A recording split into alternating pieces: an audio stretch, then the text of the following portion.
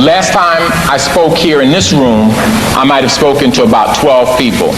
Maybe it was 100 people, but the fact of the matter is there are many more people here today than there were on that day. So I suspect from that our speaker today, Dr. Ben, doesn't need much of an introduction, because y'all came here because y'all knew Dr. Ben was speaking here. So y'all know Dr. Ben, is that right? Okay. But for the one or two people in here who may have been astronauts and on the moon or something like that, let me just say that Dr. Ben has been engaged for a very long time in the work that is defined by the acronym CEMOTAP, a committee to eliminate media offensive to African people. Dr. Ben has been a one-man committee to eliminate media offensive to African people. And he spared no media in the fight. Even if the media was called the quote, the Holy Bible, Dr. Ben was uncovering it, those aspects of it that were offensive to African people. And he was not only uncovering those aspects that were offensive to African people, he was digging up and unearthing that information that was critical for the advancement of African people. The Bible is a medium. The Quran is a medium. The Torah is a medium. The Rig Veda is a medium. The so-called Book of the Dead is a medium. And all of it needs to be examined and elucidated from the perspective of advancing African people. Dr. Ben has been singular in this work. He is a historian, an educator, an engineer, a writer, and yes, relevant to what I was just talking about before, also a photographer. Dr. Ben takes his camera with him, and you'll see the pictures of the great works of art, great works of architecture, and the people. You'll see them in his books. He's written many books. A couple of my favorites were Africa, Mother of Civilization, and Africa's Contribution to the Major Western Religions. As I said, I'm sure you're in this room because most of you have heard of Dr. Ben before, and most of you know him, and most of you love him. For those of you who didn't know anything about Dr. Ben until you heard those few words that I said, believe me, I'm only scratching the surface. Brothers and sisters, it is a great privilege for CEMOTAP to have as our speaker today, speaking on Lies and Distortions, Africa Revisited, the great Dr. Yosef Ben-Jochannan.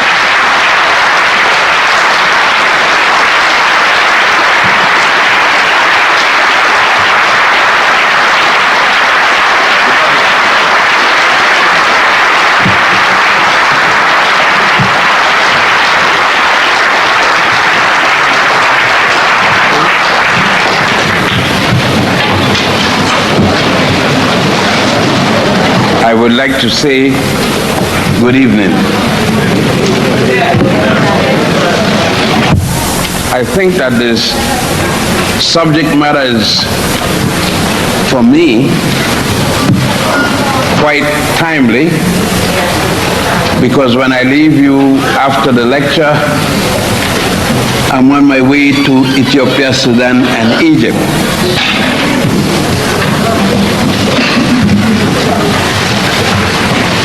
What to me is the most important part of what we learn from the public media is what we retain and what we use as the gospel truth. And from the public media, most of us use 100% of what we read as the gospel truth, as if the gospel truth is truth.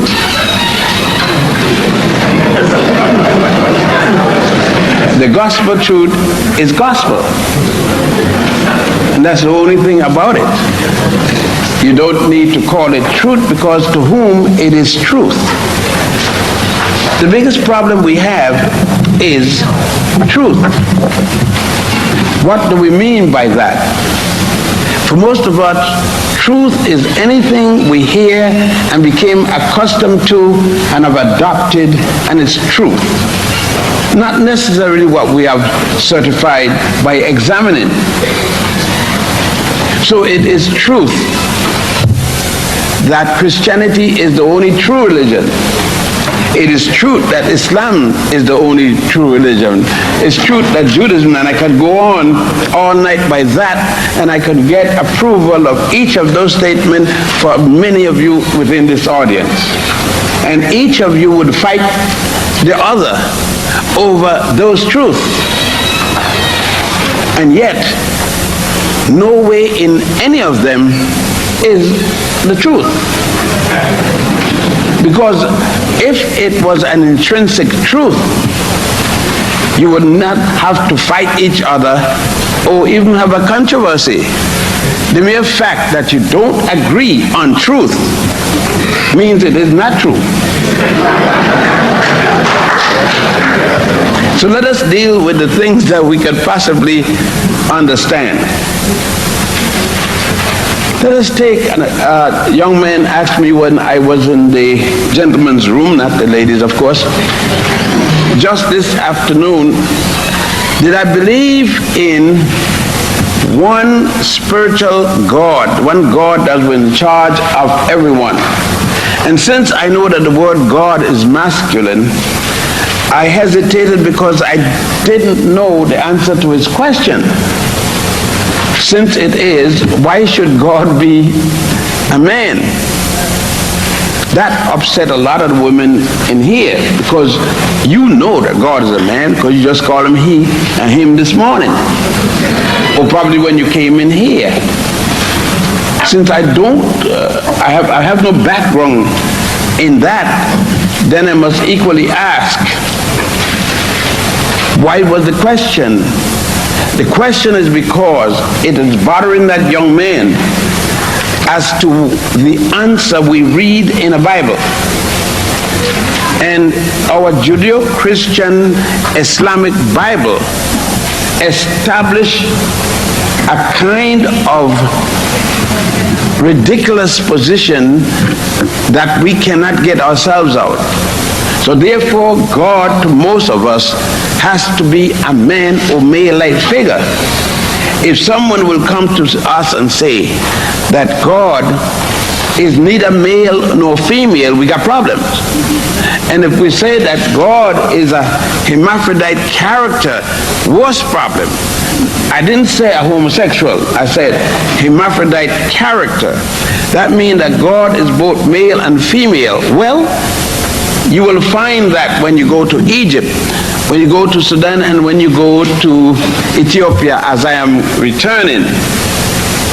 Because the deity, God, goddess, is always presented along the Nile as both male and female, or male with female. And you have problem. You have problem because along the Nile, God have intercourse with goddess and have children. Now you got a problem with that, because you know Jesus couldn't get anything at all.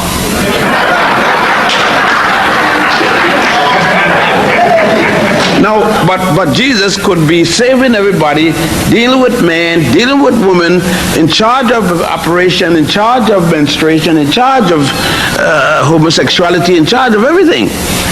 Matter of fact, nothing can happen without God in it.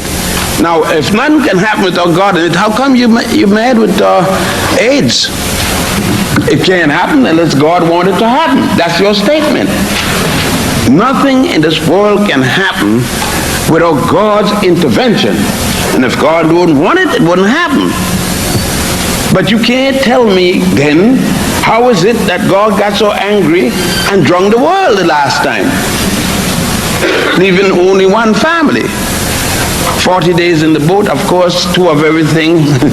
I was trying to measure that boat the other day and found that the boat is not as big as this building. 30 cubits is less than the length of this building, and it had 2 of everything. It didn't have 2 African lions, of course, or 1. We don't need to mention that. I hesitated because I know I give you a chance to figure. Having the tail of 1 dinosaur would have been difficult, much less the body of a dinosaur. I just want to establish how we see truth. And truth, if we would say, to me, truth, if we are going to talk about a God concept, would be the original of anything, as a matter of fact. So when I speak of the concept of a deity, I primarily dealing with one that comes from the center of Africa, and among one group of people, the people that you may call by the ridiculous name which the English call them, pygmies. Of course, the indigenous people call themselves Twa and Hutu. And in Egypt, they were called Sebenetos. In the southern tip of Africa, they call themselves Khoi Khoi and Kalahari. You call them in the southern tip of Africa Hottentot, like the Europeans do. But you fail to remember that when those people were presenting to the world, their world, any form, any aspect of a deity, Jehovah, Jesus, no Allah was anywhere around. I need to repeat that again and make it more clear for most of you.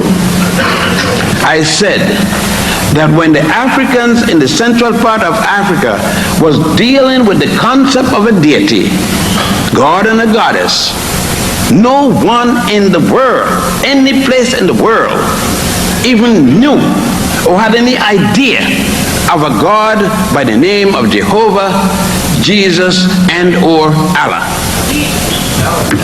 It was thousands of years later that what the Africans had brought forth to mankind as a whole, those that were living, and I need to make this very clear, not a single Hebrew or Jew existed.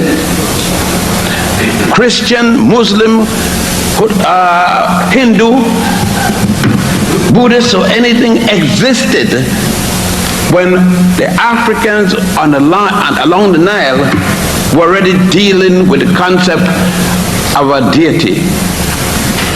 The most common at the earliest time was the deity symbolized by the sun, not the sun. Never once did the Africans preach that any material things or any other animal was the deity, but use these as symbols of the deity. Many of you will be going to Egypt quite soon and other places on the continent, and you would go and come back with the same mythology that missionaries has placed in your mind. You would talk of the sun god, and that the ancient Egyptians and others of Africa worship animals, birds, etc. And that isn't true. It is of saying that Christians worship the cross. And you know that is not true. It's a symbol.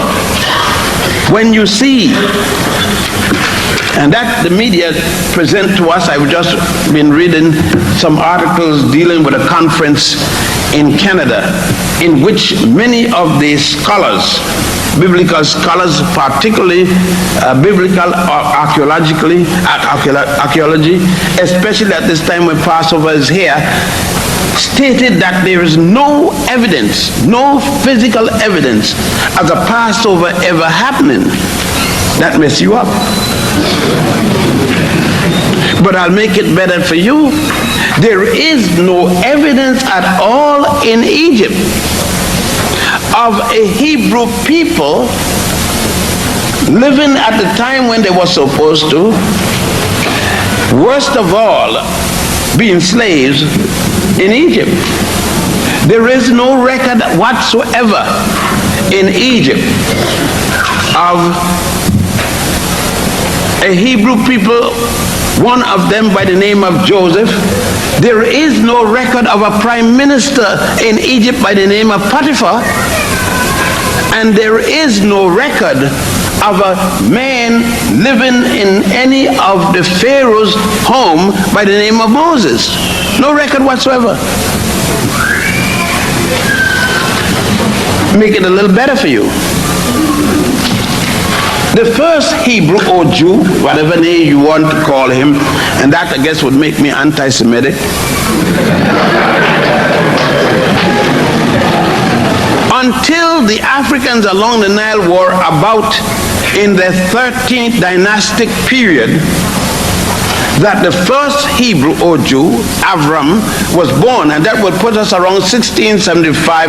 Let's be generous. Let's 1700 before the Common Era, which you would prefer to say before the Christian era. Yet you have facts, facts upon which you work daily, none of which coincide with the information I'm bringing to you. But the reason is that you have no reference, for the most part you had, I should say, prior to the revolution that started in the 1960s, died down, started again in the 1970s, highlighted by the expose of Dr. Jeffries, which many people are sorry now that they even touched, because what they have done, instead of damaging Dr. Jeffries, they have brought to the forefront information which other people would not have known.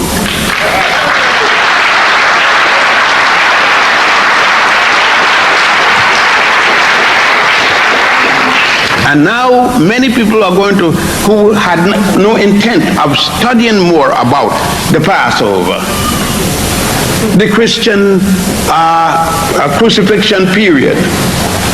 Many people who thought that it is Rome that had given them, most of us in here, and most of us outside of here, believe that we became Christians because we were lucky to be in slavery in one Western colonial power or another. Very few of us have any idea that even Christianity started on African soil. We knew, and I'm not dealing with the principles that were adopted. I am talking about Christianity itself physically started in a place called Alexandria with Pantius and Boetius, two Egyptians, Africans of Egypt, using Greek name because at that time Greek was the language most common in Egypt. And I want you to remind yourself to look at the map, because Egypt, the last time I said a month ago, was still in Africa, even though I heard it's in a place called Middle East. But it was Pantius and Boetius who started when they revolted from the synagogue and started an extension of what was a teaching that preceded Jesus by more than 4,000 years. Thus, when you see Jesus, you are seeing the rebirth of a person that existed 4,100 years before Jesus and Mary. If you call Mary Isis, and that's a Greek word, let us say Aset, or Ast, and you call Jesus Heru, or you want to use the Greek word Horus, and then you call Jehovah Asaru or Asara, you will speak about three personalities or deities who gave you your Jesus figure. If you would take the story of Those 3 Africans along the Nile, add 4,000 years to your Jesus, 6,000 years ago then, you will have Christianity before Christ. That is hard to understand. What I'm saying to you is that when you go to Egypt with Sister Betty, I don't care who you go to Egypt with as long as you get there. Because when you get there, you've got to go to Abydos. That's where I am right now. I'm in the southern part of Egypt at a place called Abydos. I'm in the temple of Setai I. He is the king, the Pharaoh king, who was reigning in Egypt up to 1298 when he died. And in one of the chapels next to a Holy of Holies, this temple has 7 Holy of Holies. And next to the left one upon entering is a small chapel that showed the Immaculate Conception of Isis.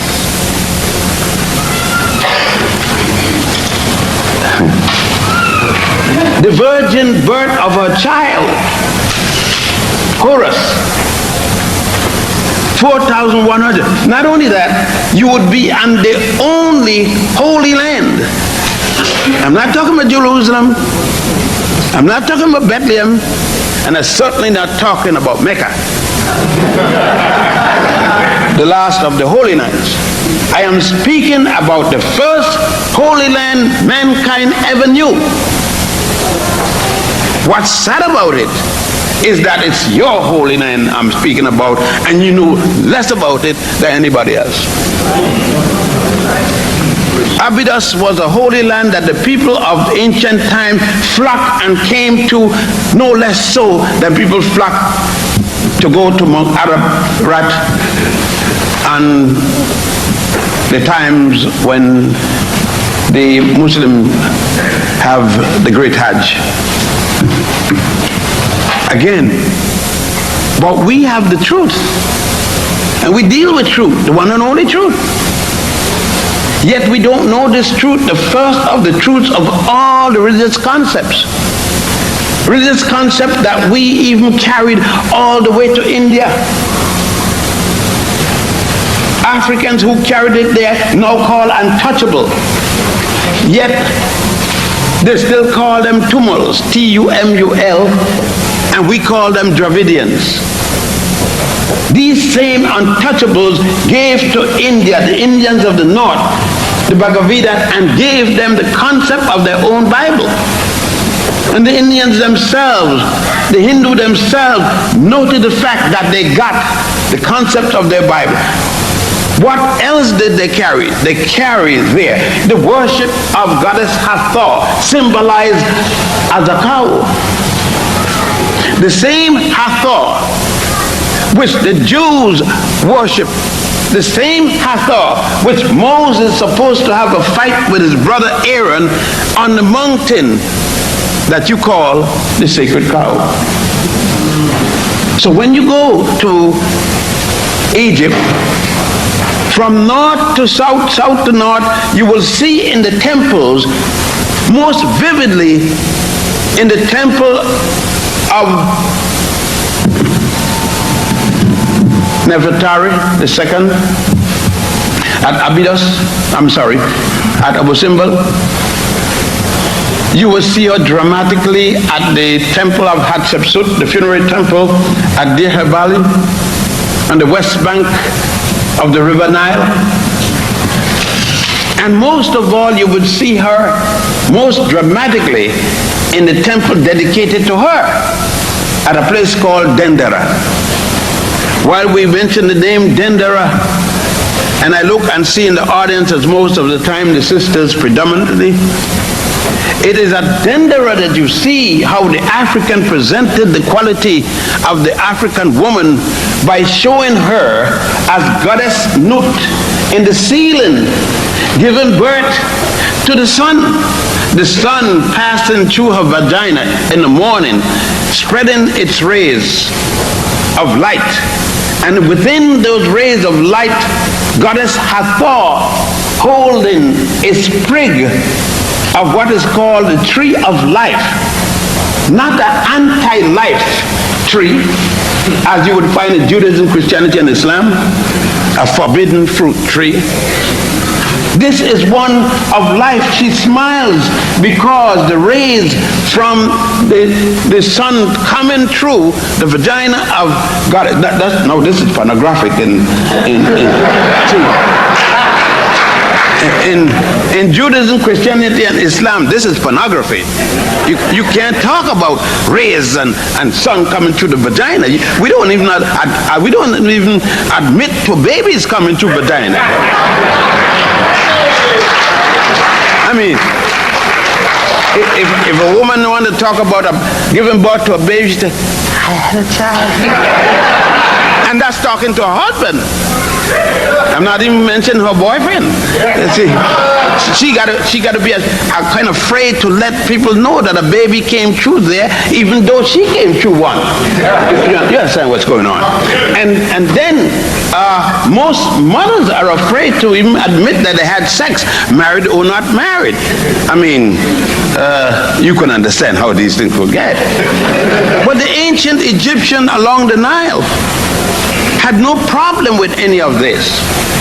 So when you planning to go to Egypt, on the walls and on the columns all over Egypt, you're going to see sexual explanations, not only by words, but by pictures. You will see God Mim, the God of fertility, constantly, at all times when you see him, and you're going to see him every way you cast your eyes, with a penis that's completely erected to the point that sometimes it has a curvature at the end. But you will also notice that the ancient Africans, though showing the sexuality of the god of fertility, Mim, did not show the penis coming from his crotch, but instead coming from his umbilical cord, his navel.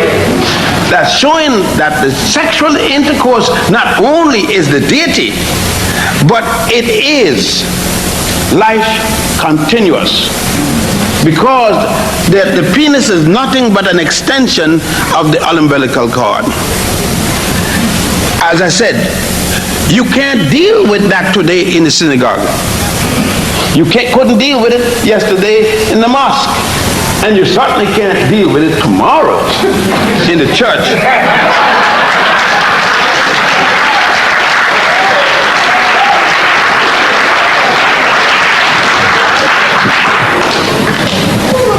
Yet it is the thing you should be dealing with tomorrow.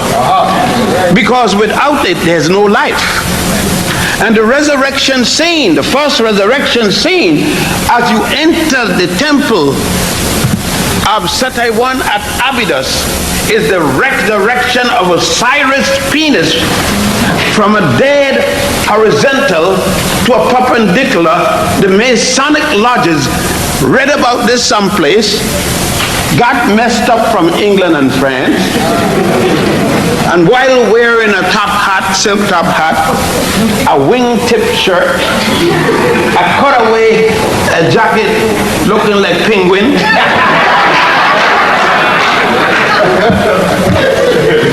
feeling that they got something great, not knowing the source, and would not take a time to go to the original place from whence the whole concept came, using terms of which they have no understanding. And that goes for the daughters of so-and-so and of Isis and so-and-so, using of the such thing as the Grand Lodge of Luxor, and would not come to Luxor. They will go only to Israel and turn around, and maybe they would come to Cairo to see the pyramids, and they know pyramids in Cairo. The pyramids in Giza, the closest one, across the river from Cairo. Misinformation, but still the truth. The only truth. And that is the media. The media is typical of our religion. It's typical of our theology. It's typical of our culture.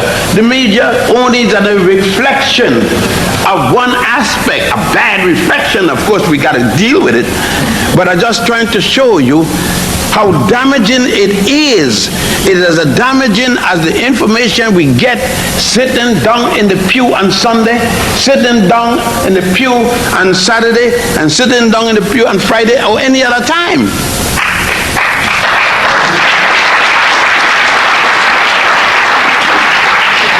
Now, before you got mad and leave and said that man is anti-religious,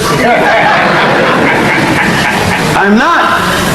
I know you don't believe that. You believe that I'm the Antichrist. But even that I'm not. I don't have 3 names. Each name is 6 letters. So then I can't be the Antichrist. When I get 3 names, each name is 6 letters, then call me the Antichrist, and I'll be glad to respond. Thank you. I am different than that. My wife up to this morning said to me, "Oh God, Ben." So you understand what I do?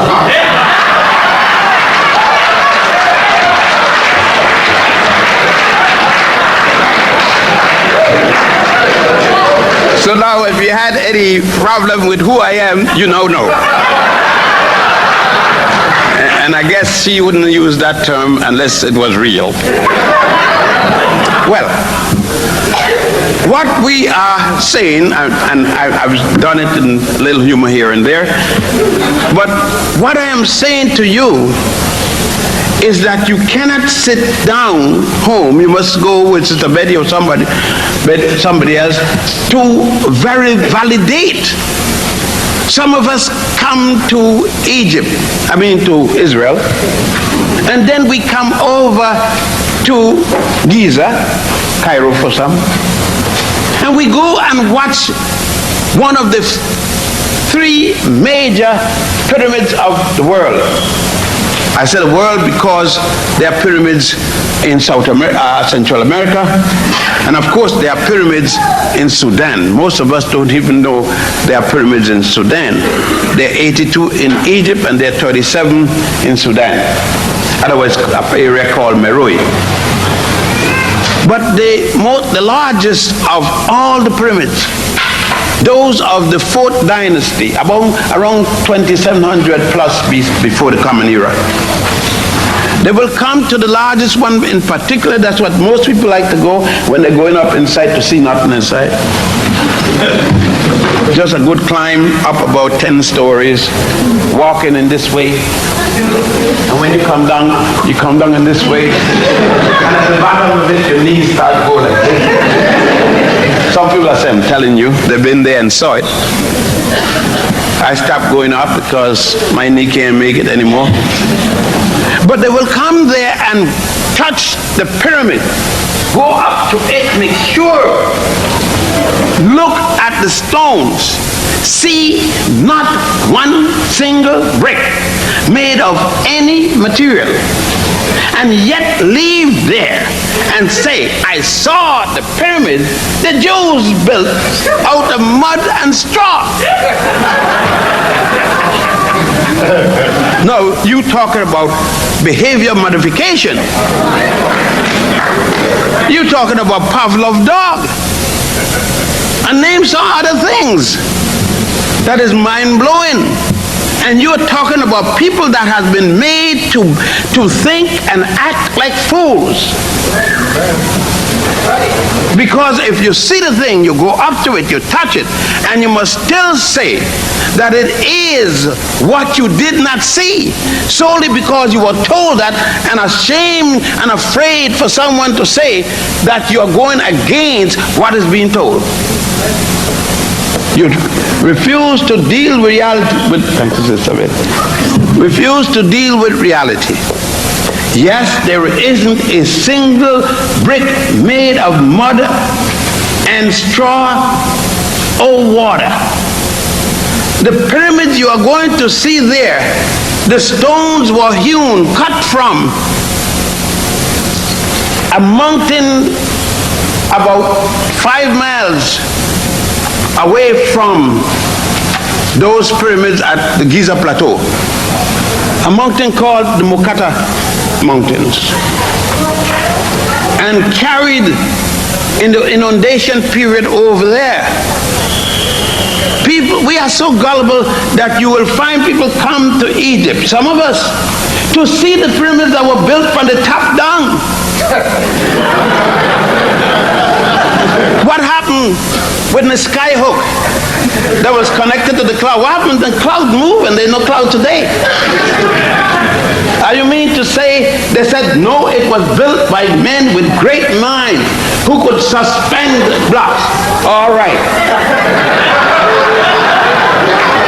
But look, let us see. The largest one is 48 stories high. That's about 481 feet tall. What happened when night came and they couldn't see to work? The poor guy stood and still suspended from when he on the 81st floor, no, the down to the 80th floor, all underneath there.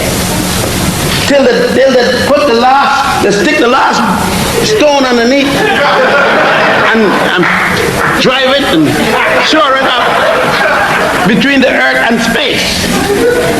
How dumb can you get?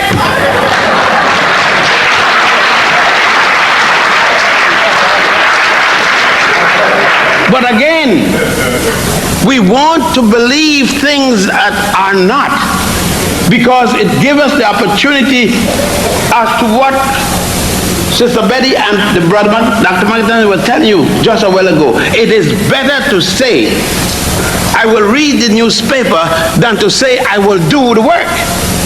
I will read and see what they did. And I will say, yes, they're doing good work. But I will not do and I will not give towards good work. And that's why you get such bad information, because you wouldn't do good work. It is worse than that. I'm trying to get African scholars, quote unquote, to come to Egypt, to Sudan, to Ethiopia, and elsewhere to do field research, first-hand information. But we are satisfied with taking out a book. We would condemn the European writer. But the European writer is in Egypt every day. He's in Sudan every day. Therefore, what he writes, he put his interpretation. Quite recently, some people at the University of Chicago have to admit that Seal, one of the greatest Egyptologists, wrote, they found many of the things that he had written were complete and total lies. But they did not say that Keith Seal lied. Though they admitted it was lies, he made academic miscalculations. And that's why many of my colleagues at the university and I couldn't get along, because if I thought a guy was a liar, he's a blasted liar. A damn liar. And I may come up with an MF liar.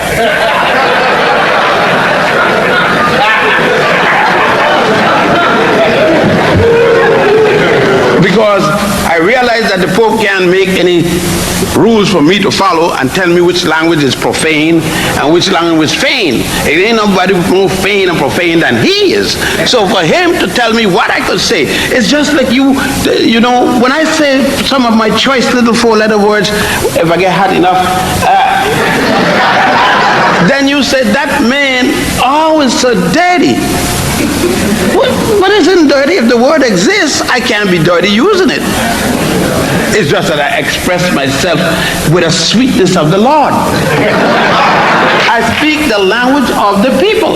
Can you imagine Jesus coming here and said, thou crowd, hitherest, extricate the quadruple,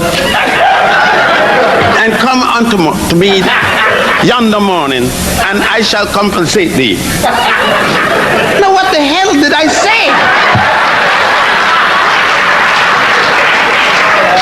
All I said is take out the four-legged animal out of the cart, come in the morning, and I'll pay you. Now, couldn't I have said that with all that nonsense I just said? No, but you like it better because you don't like four-letter word. You prefer to do it, of course, but you don't like it.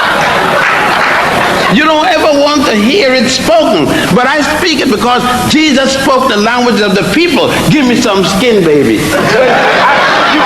Can you imagine? Look, Sister Betty, how good she look. Can you imagine Jesus coming to her at the morning, at the well, or anything? It ain't got to be the well, it could be anywhere. And throw his hand around her, and the juice, the magnet that's coming from her body, and hit Jesus.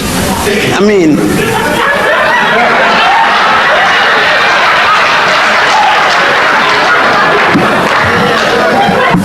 if there might have been another Good Friday.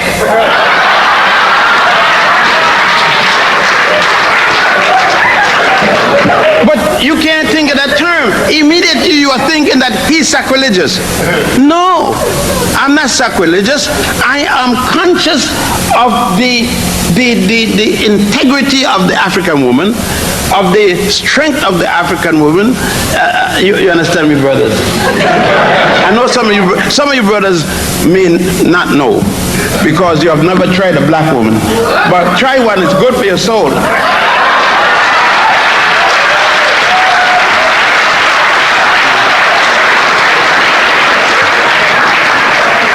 I said try one because when you come to Egypt, you're going to see how the African brother projected the African sister.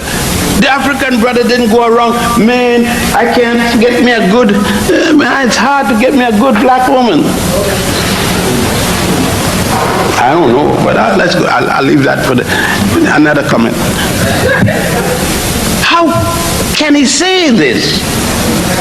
When all other people in the world were not writing, expressing themselves, the African men were in the temple, were in the ceilings, long before, thousands of years before Michelangelo, were in the ceilings painting the African woman as goddess.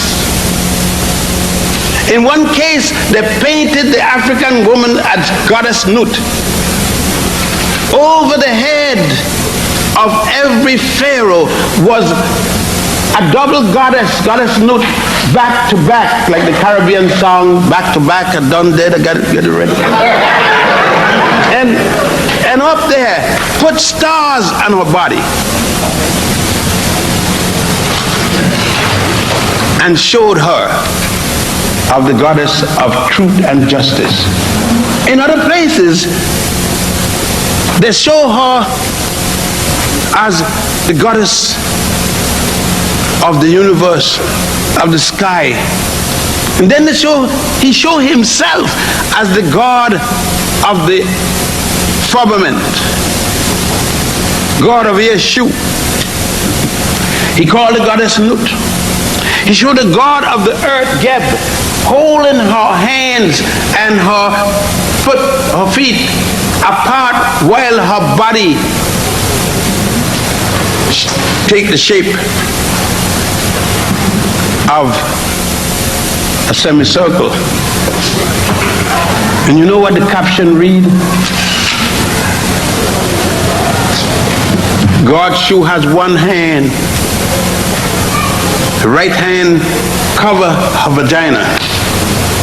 The left hand cover the two nipples of her breast. And the caption read, Goddess Nut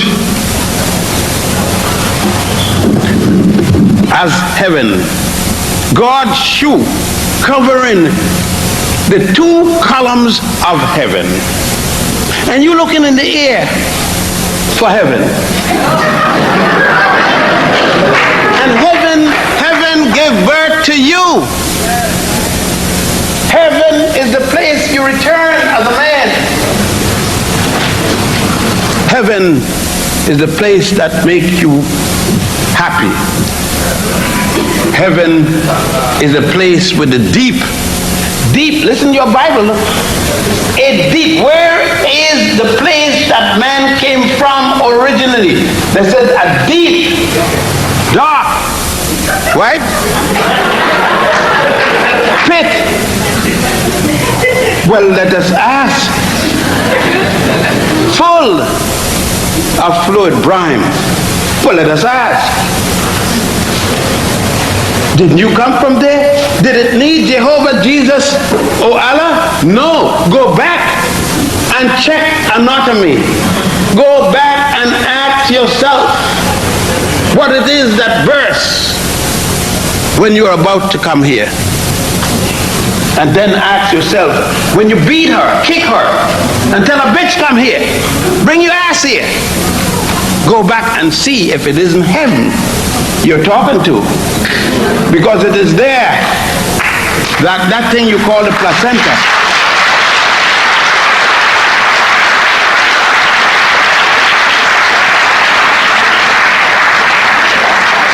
So you see, that truth, you got a part of truth, but there is another side to truth that you haven't got.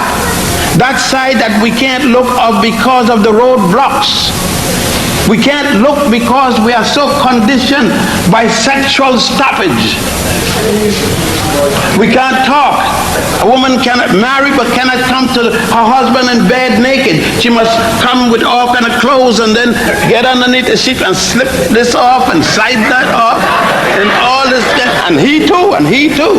Because they're married but each are ashamed of the other to see what each know the other got. Truth. It's truth, the reality of marriage. By the system, the culture in which we live, marry, have a good life, don't touch the girl, come to the bed virgin, you can prove it, she can't. Come to the bed virgin, she's at a disadvantage. But you come to the bed virgin, then you have you get a little exercise, you know what I mean? You can't even call it sex indecent. And then, but the baby, let's say you marry, you went through all that.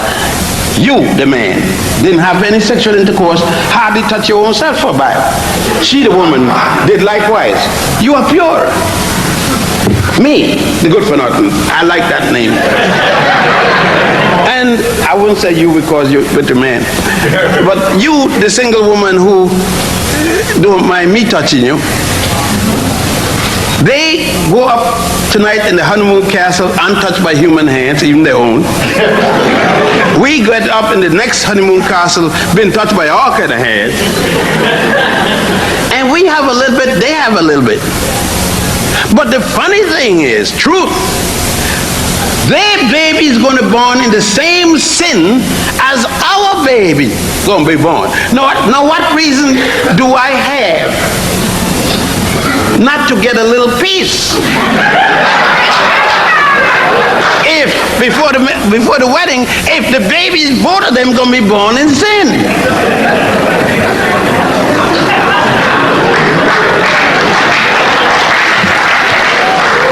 Truth. And that's what we have to do is truth.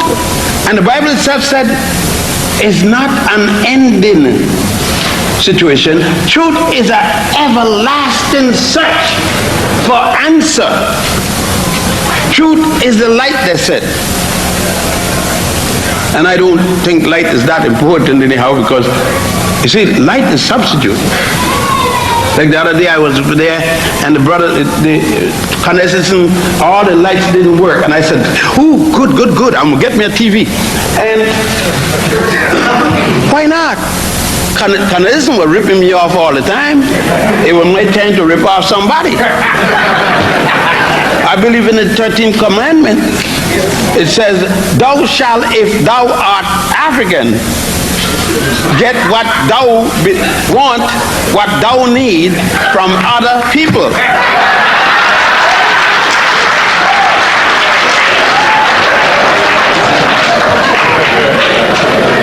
You see, I understand law that the most important thing is black. So there wasn't a blackout. You see, that's the difference in you and me. You say it was a blackout. It was not. It is always black. If the sun don't come, you got a black out. Everything is black. You understand it? If you white and the sun don't come, you got a black out. I can't tell you white in the middle of the night when the light is off, because black is constant. So when you say they don't like me because I'm black, they don't like me because they're white.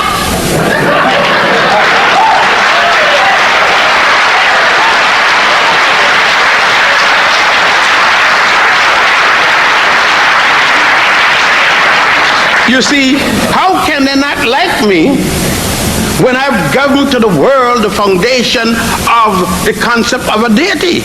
I've given the world writing. I've given the world the concept of high culture you call civilization. It isn't that they don't like me. It's that they can't deal with me.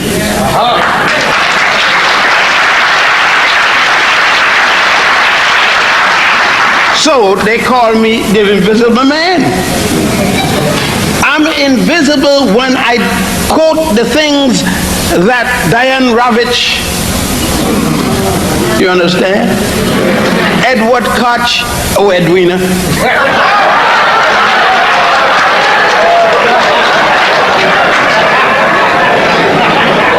Arthur Schlesinger and others. And now we come to the zebras. Dr. Gordon, Edmund W. Gordon, Henry Louis Skip Gates. I think he should have skipped Gates. And others who know not.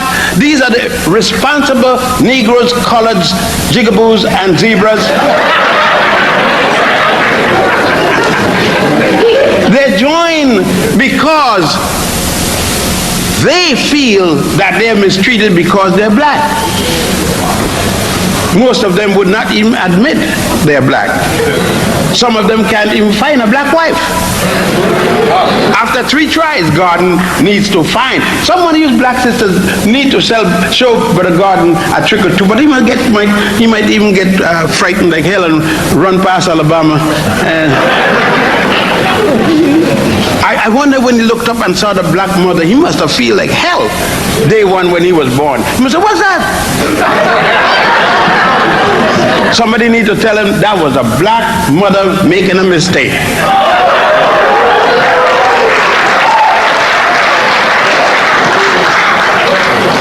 No, you can't blame the sister. The sister tried. But you must say, some of us don't win all the time. We produce the Thomases, justice or not. All because they do not know truth. I think it was the Persian who said in his poetry, all truth, all faith is true, all faith is false. And he went on with his poetry, but down at the end he came to the point, he said that because each of us believe the whole, when you get a glass, the shattered glass, we get a little piece, you get a little piece, it's cut in our hand, but each of us is saying, my little piece is it. Yet it needs all the pieces to bring together to again make the mirror the whole.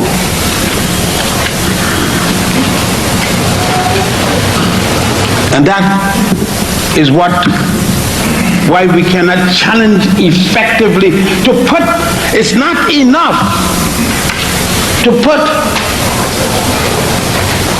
the post in financial difficulty. It means that somebody among us is buying the post. There's a traitor in the house.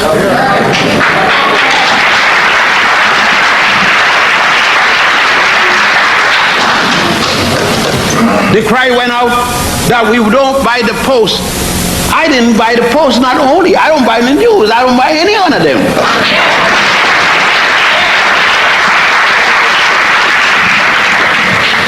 I don't do, if you are against the people, my people, then you're against me. I have not bought a record by Diana Ross.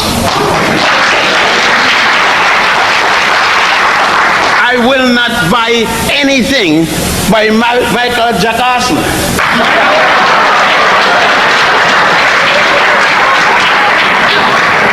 And for those who go, I see when Elvis Presley, the date of his death, I see African young people, women and men crying at his grave. I look at them and say, they got the truth. The truth says, do not talk bad of the dead. Why not? If a bastard was no good when he was alive, why should I talk good about him now that he's dead?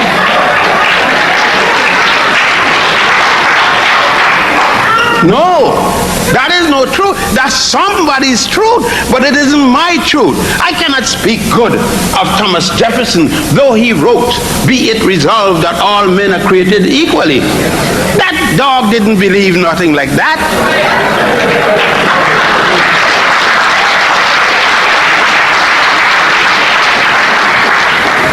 And how could I, on the 4th of July, talk about the father of our country, speaking about George the Nasty? Lion George that didn't cut down a tree, no cherry. Martha wants him for inactiveness.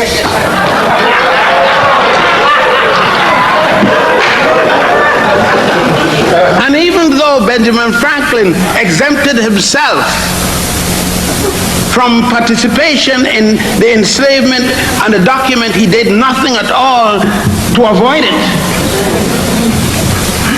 So why did I take the position I'm taking here? Because I know when you take up a dollar bill, when I take this dollar out of my pocket, Sister Betty, let me know when it's time because I should go on and go on. I'll miss the plane.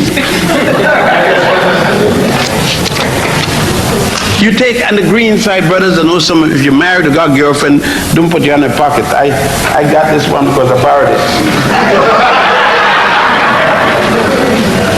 Don't mind, I'm complaining, but I'm not going to get rid of her unless I got another one. But on the green side, I know where George Washington and the members of the Continental Congress got the symbols. I know that the money, that the symbol of my God Ra, the sun, which, don't forget, all of you Jews, all of you Christians, all of you Muslims, you got the same God I got, because at the end of your prayer, you still say Amen. You still say Amen. Amen Ra. The God of the north and the God of the south mixed together. You still speak of the eye of Horus, which Horus lost in the struggle of justice, fighting against his uncle Typhon for having killed him. You still carry the story of the man who fought his brother and killed his brother, but you got the wrong name. You attributed to Cain and Abel. Thousands of years before there was a Cain or an Abel mentioned by anyone, because you don't have a Cain and an Abel until Abraham is born. The Jews brought the concept of Cain and Abel, but long before there was an Abraham, there was the fight between Typhon killing his brother Osiris, and Osiris's son, Typhon's nephew, killing Typhon in return. You're going to see that. You're going to see that in life size when you go to the corridor, outer corridor at a temple called the Temple of Horus the Elder, at a place called Edfu. It is the best kept temple to date of the ruined ones. Yet they tell us that the Greeks gave us drama. How can it be when this temple you're going to see, they tell us that the Norwegian and the Scandinavian gave us the harpoon. You're going to go there and see the story 4,000 plus 2,000 years, 6,000 years, and you will see Horus harpooning with a harpoon, yet the Swedes give us the harpoon. But you have the truth. These are truths that you must write down in the classroom and get 100% if you put it. And Diane Ravitch would say that Jeffries got no business changing this. And Jeffries would not change it. But Jeffries went to the Nile a few times. And he saw something he couldn't refuse. Truth. Another truth. Truth of the indigenous Africans that were his antecedents. And that's the problem we face with. We face with it as you are faced with July the 4th. When you are going to go down to march for Cristobal Colon. Cristobal Colon, who the Spaniards liked so much, they put his behind in jail and kept him there until he died. While you stay here preparing with D'Amato and others and Ferrara and others and Como. All of them brothers and sisters who have to declare their whiteness because you were in Sicily. You were at the gates of Rome with Hannibal. And you stood there for umpteen years, and when the brothers wanted sex, they did not catch the elephant and say, "Come here, sister elephant, I want to be happy, give me some heaven." No, the Italians are not dark because of the sun or because of wishful thinking. They're dark because of a certain thing called black penis.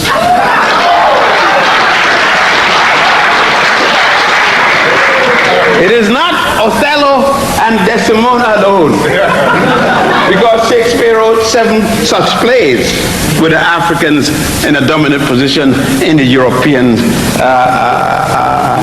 monarchy. But more than that, we don't have to even worry about Shakespeare because, as you know, the Medici family could validate it. And you are on the Quinian and all kind of statue, but you must remember that you once had a quote-unquote Negro-colored king that ruled this land. I'm talking about George III. The George that George Washington, honest George, fought the other dishonest George.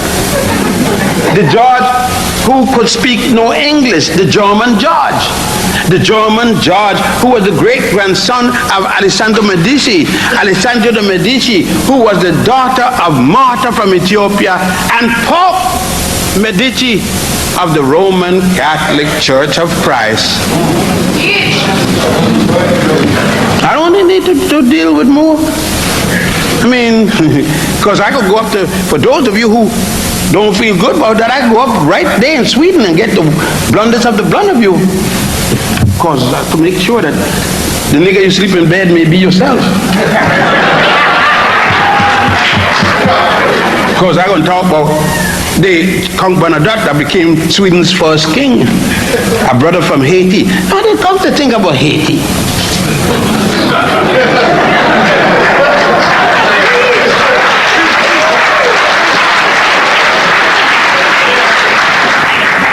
I mean, all of you should be kissing Haitians.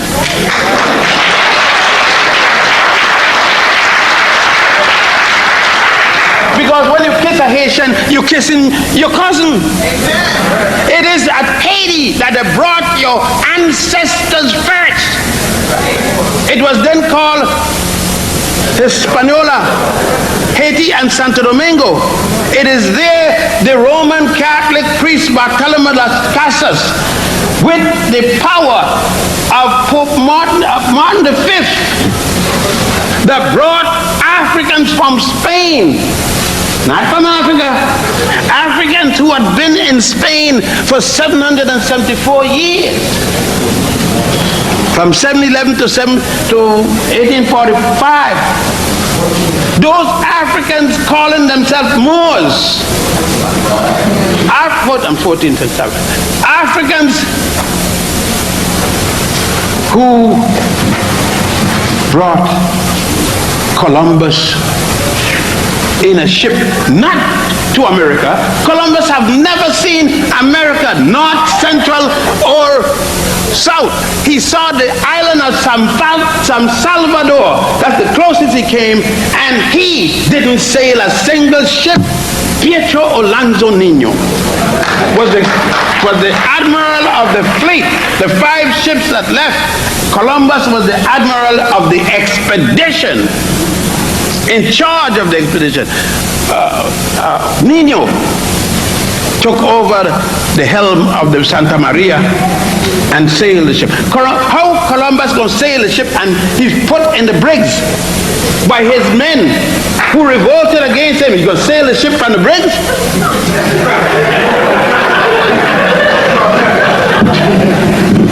No. Truth. There's them that truth, and there's us here truth. So us here truth. Synotap's truth.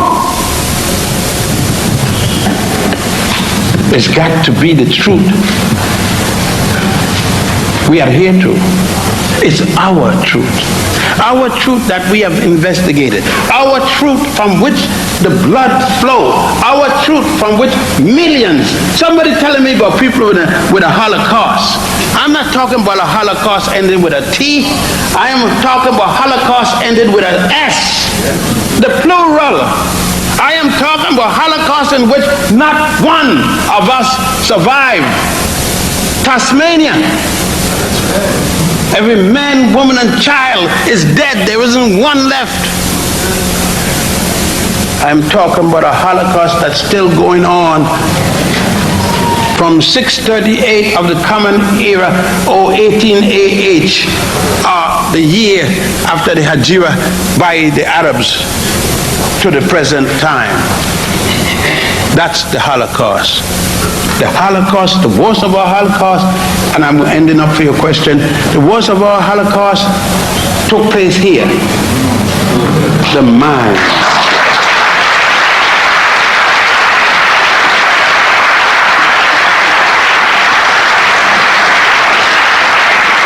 There is something on the radio that says the mind is a horrible thing to waste. If you got one. Most of the people are saying that hasn't lost anything because they don't have a mind. If they had a mind, they would not have acted as they do. If they had a mind, how could we not come here as we do when James Brown is around? Don't come here just because I'm here. The revolution doesn't stop when I'm not here. It doesn't go when I go.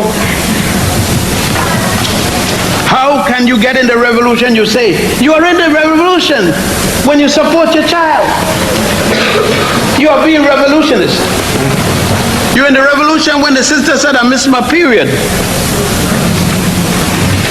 And you said, what happened? She said, I think I'm pregnant. And you don't say, I got to go down to buy a loaf of bread 22 years. 22 years at the bakery.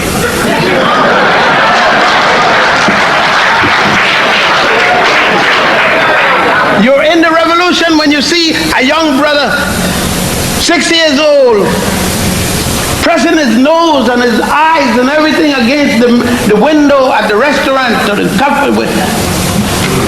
Didn't have enough to eat. You call him inside and you fed him. You're in the revolution when a sister is in 3 foot of snow and the forecast is for 6 and the wind blowing and you drive in with your special car with traction, front and traction wheels, and you pull up and say to the sister, hop in. And then you don't ask her name, You ask what is the address and you drop her. And you don't ask her what color drawers she's wearing.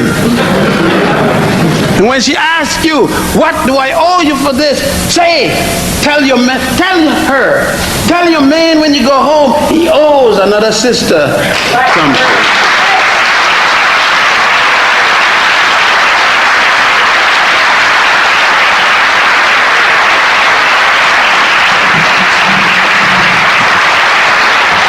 Our revolution can be played out by every one of us. Sure, there are times when you come to the cenotaphs and other places like that to coordinate certain action, but daily you have the responsibility for doing your own revolution, and you start it when you find out that you're pregnant. And you said, if I get a boy, he's going to be treated the same way as a girl. I'm going to start to talk to him inside my womb. And Daddy, when you rub her on her navel, when you rub and feel the movement of the child, you start speaking to that child and say, if you're a boy, child coming out here, remember that the woman you're going to rape is your mama. That the woman you're going to hold up is your mama. You got to talk to that boy. You can't call that little girl just because she got one baby. You bitch, you whore, you slut. And then call your son who got a whole block of babies. Don Juan. Rudolph Volatile. Now, the revolution is now, and cenotaph is one of the causes. Let me hear that you came there and did what you got to do.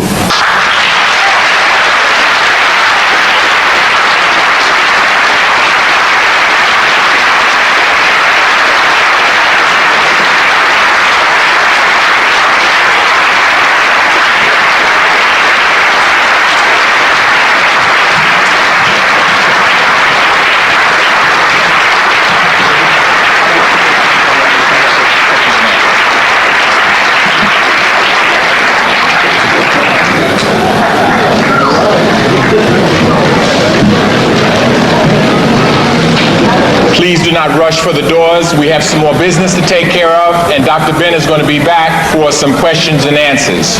What we have scheduled right now, we're going to take a collection, then we're going to have a comfort break in which we ask you to go out and support the vendors who are out in the hallway, and then we're going to have a microphone set up in this aisle for questions and answers. When you're out on... It's upon the truthfulness of the times, no different than a glorified post. I would wait until I hear, having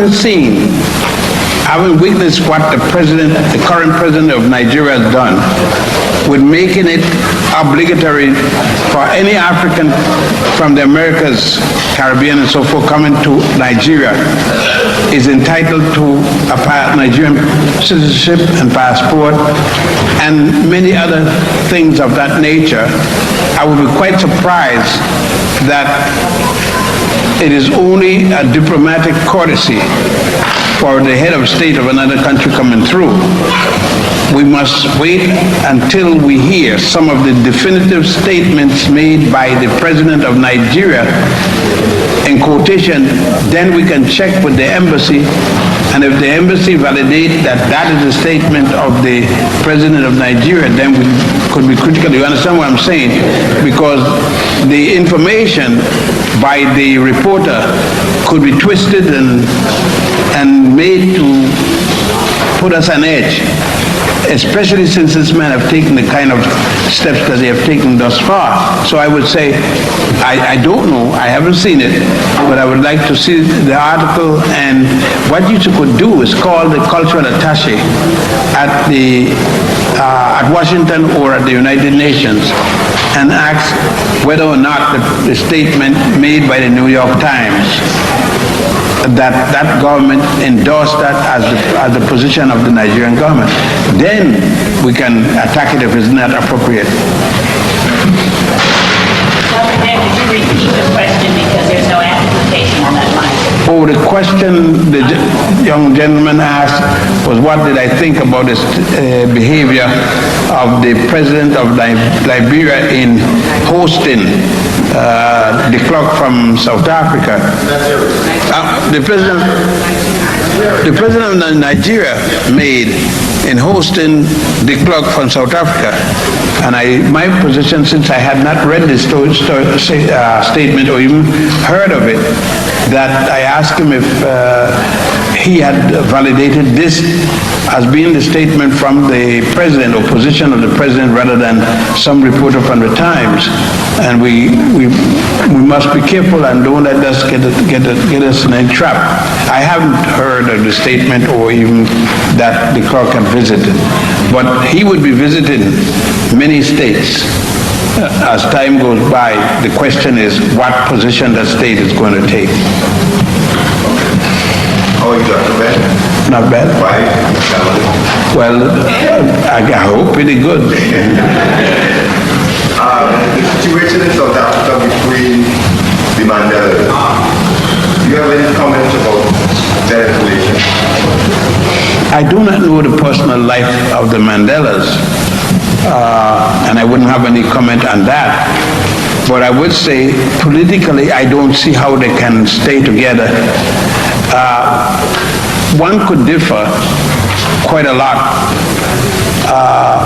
in your personal life with each other. The position of Winnie as a fighter, when Winnie was here, and the first time both of them came, if you recall, Winnie was interviewed separately, and she was asked if the negotiations broke down between the clerk and others, what would she do? And she said she'd go to the bush.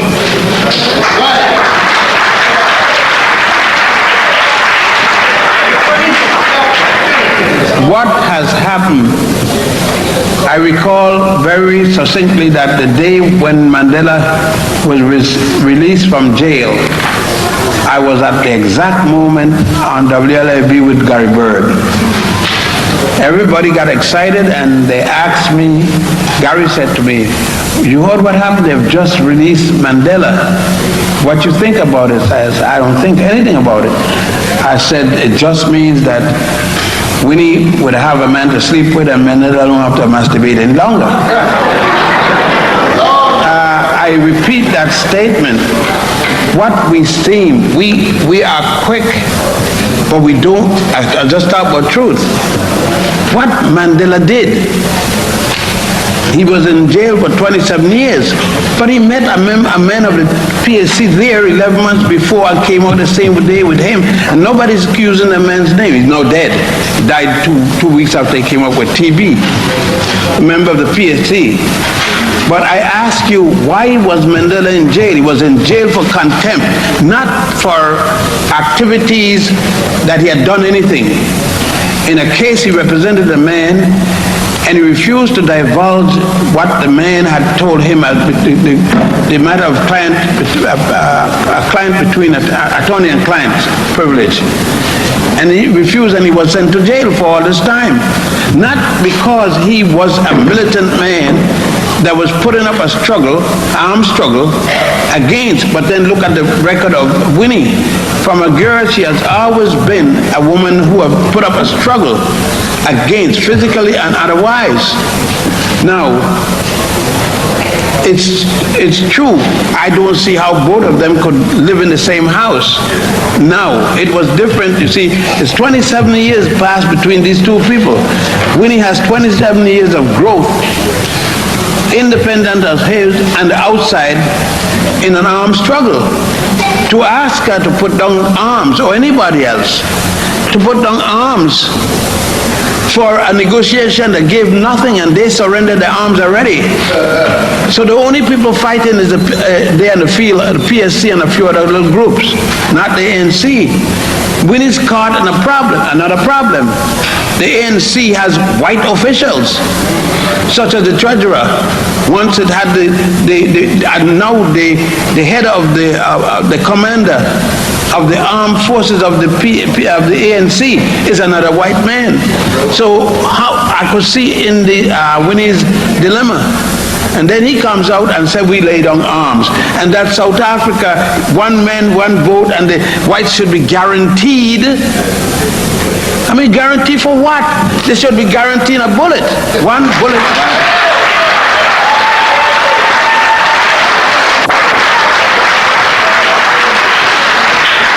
I back Winnie 100% in this dispute.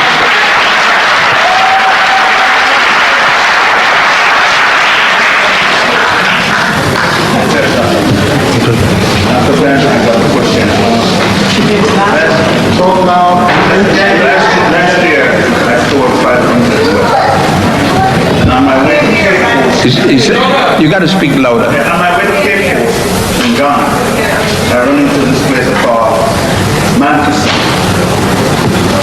Right? And in Manchester, they showed me this picture here that the Ghana came up from Nubia.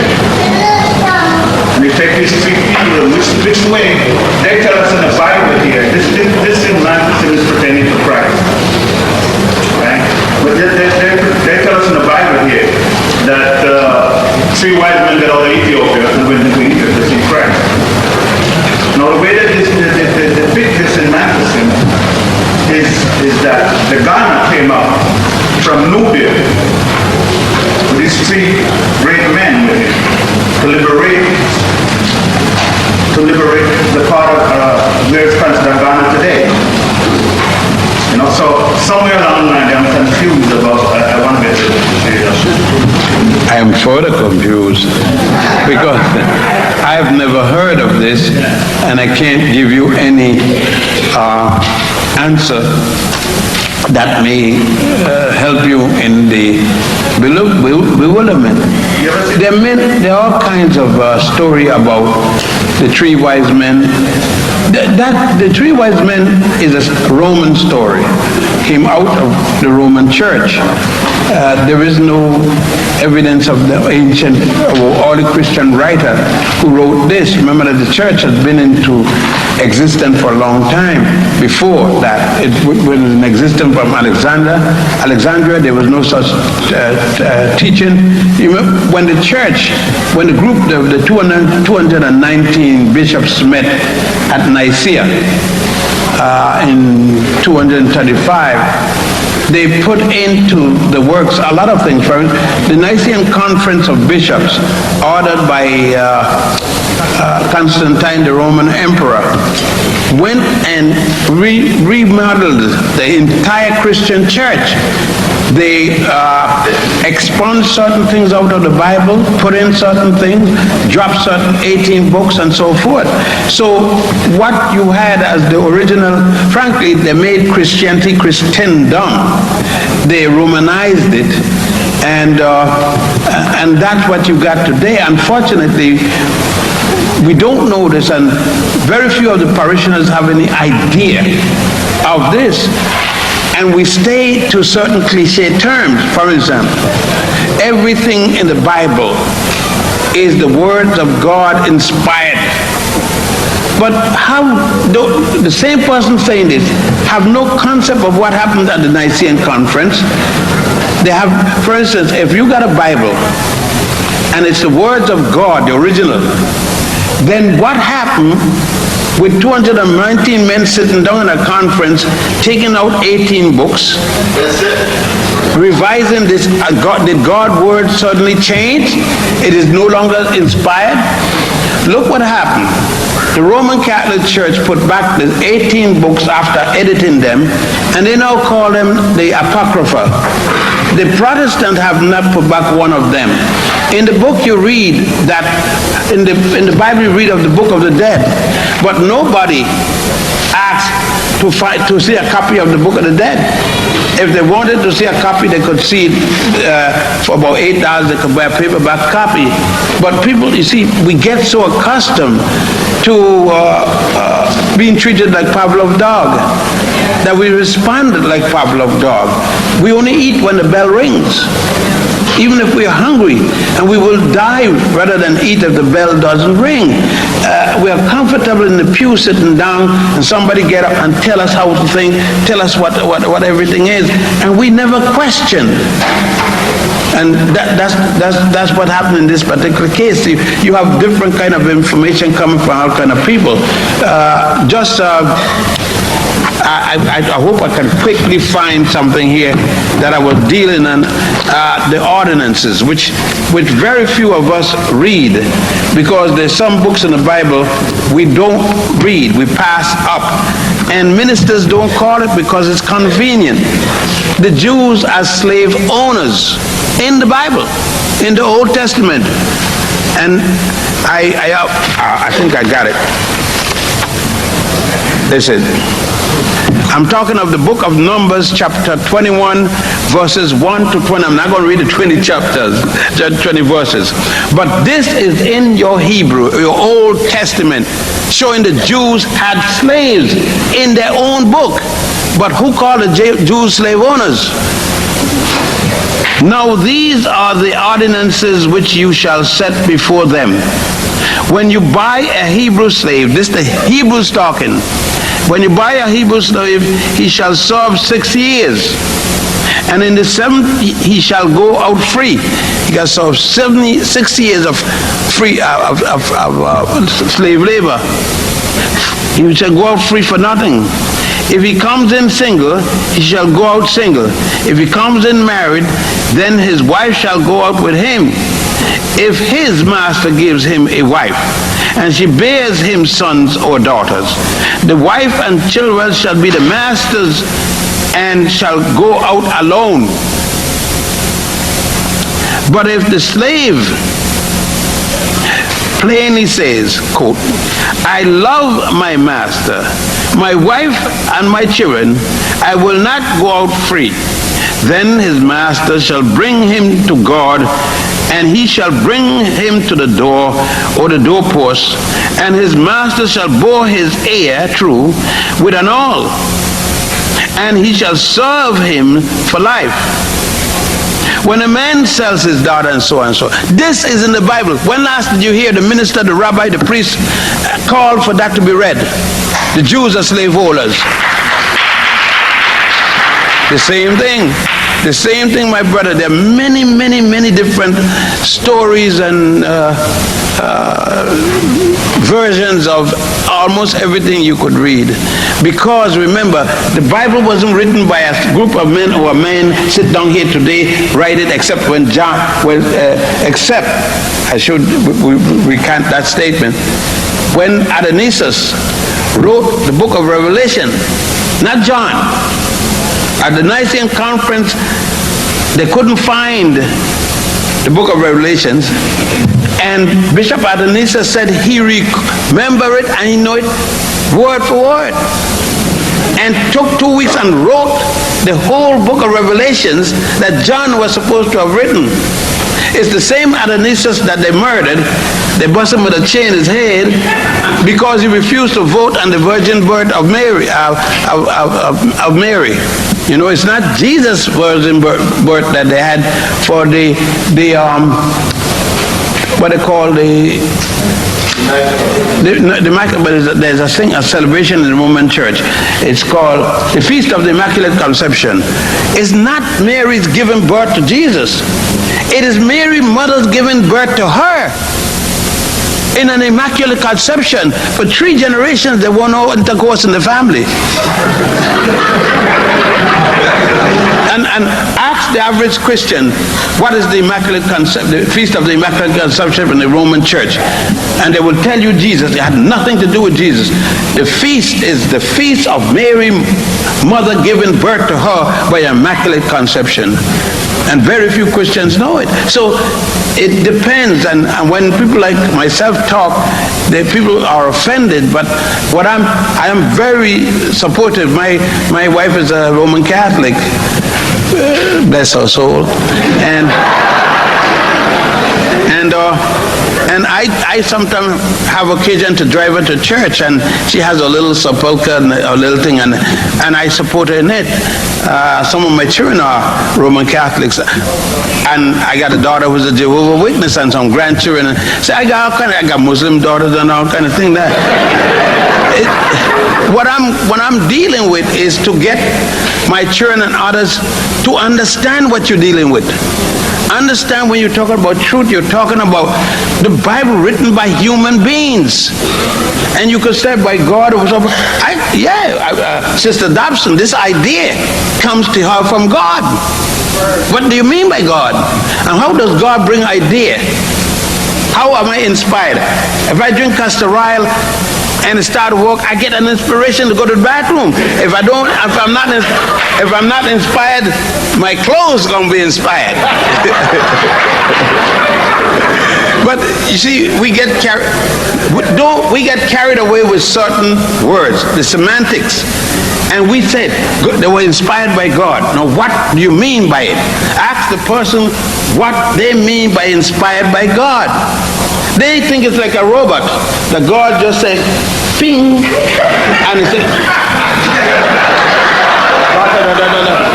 it's nothing like that. An inspiration means feelings. So you get inspired to do things too. No different than those guys who wrote the book. But it was no different. There's nothing special about it. They get an idea, and they felt good with the idea and wrote it down. So you're going to find all kinds of versions. Well, my second question was brother.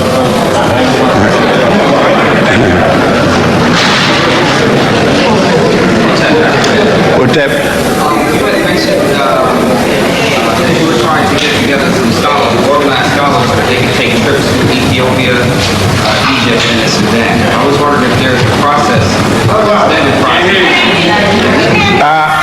I will have to repeat it. I think the mic is not working so well. Or for recording. The mics. Oh, the mics are for recording, not for the voice projection. I was wondering if there was a process for those who are aspiring to become scholars, in which they can go through some kind of extended process before they can do research with areas that you have just made that deal with art.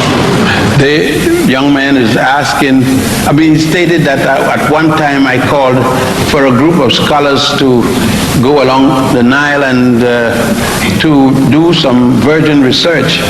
And he wondered if there was a process going on for that. No, there isn't a process because there isn't a single scholar that volunteered.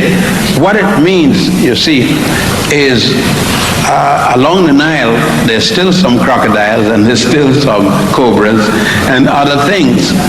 Besides that, along the Nile, there's still some not being able to eat a hot meal every day and wear three-piece suit with Brooks Brothers suit, and drive a Mercedes-Benz.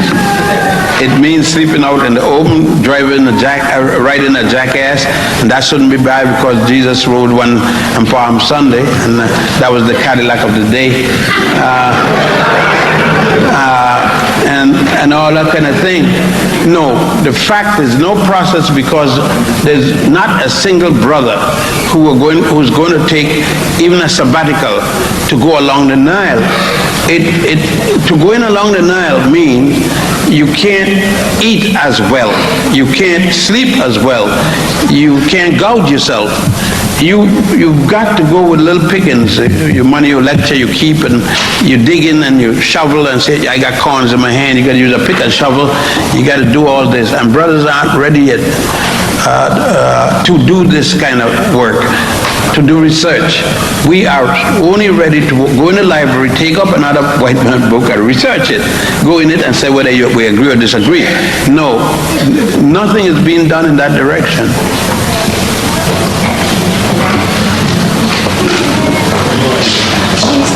Peace, sister. I'm here, and many people are here and proud to see you here to honor all of us in the forefront of the revolution. Thank you very much. And I have one easy question for you.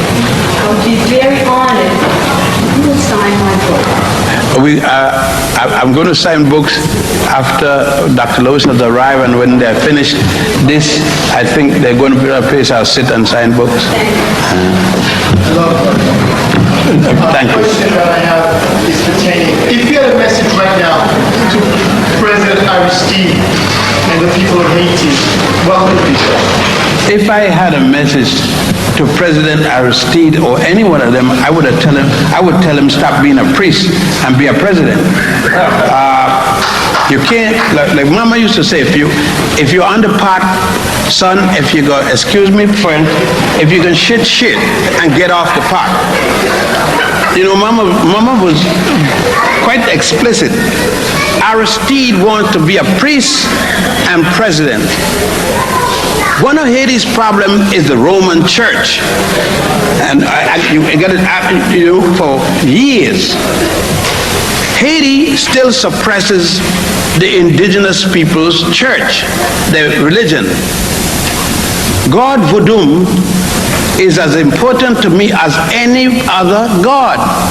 It is the concept of a people coming together, expressing their culture, and the ultimate way of expressing a culture is in the deity. It's not whether I like it or I like what the people saying or how they practice their faith. But what made Haiti independent was not Roman Catholicism. It wasn't Jesus. It was first Neg Yosef.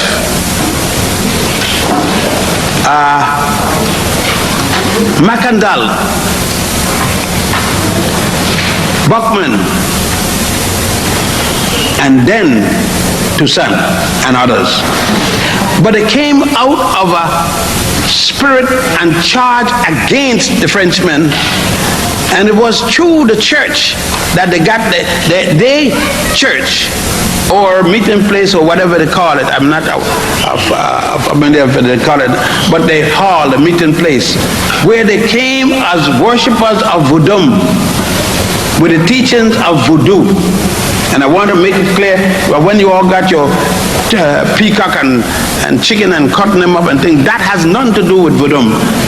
That's witchcraft. And I don't even call it negromancy. Pure nonsense. And what Haiti needs is the recognition of anybody's religion. And they don't need Roman Catholicism to be back, because Roman Catholicism and the French, Haitian wanted to be Frenchmen. Let's be honest with ourselves. And when the independence came, with the men that led the independence and gained independence, then shortly after, the church, they went back to Roman Catholicism and went back to French consideration. The French culture put me in mind of Senghor in what place name there, who left the presidency of Senegal and go to France to become a corrector of French, to make the French knowledge, to stay in Senegal and said, if you don't have French culture, you're not cultured. If he has said, take his group, his cultural group, if you don't have Mende culture, you're not cultured, I could understand it. Though I would not accept it, but at least he's a Mende. But to say in a former French colony, if you don't have French culture, you're not cultured. Anybody who it indicate the height of assness. And that is the same thing that Aristide is no better than the one man that he's going to replace. One is with a killer with a machine gun. The other one is a killer with a Bible.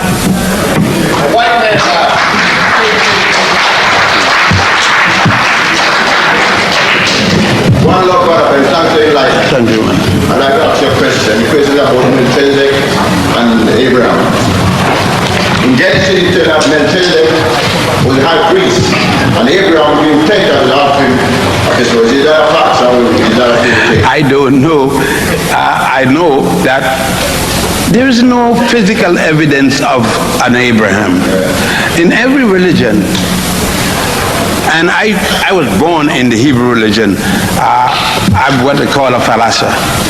And I grew up in it, and to a young boy when I started to get, when a young Pentecostal young fellow named Leonard, a friend of mine, we played sports, young boys, and we had a game called Hands in the Pooch. And if you don't put your hand like this, boy will kick you. You get kicked. And Leonard was never in our sports. He was a model young man. He got kicked and his testicle got ruptured and he died. I was told that I couldn't go to his funeral. I could march with the kids in the march, but when we reached in the church, I couldn't enter the church. And I asked why. He says, because it's not the house of God. And of course, they were told they couldn't come to the synagogue. It wasn't the house of God, and so on and so on. I was about 17 years, and I started then to worry why. If these are places of the house of God, why you can't go from one to the other?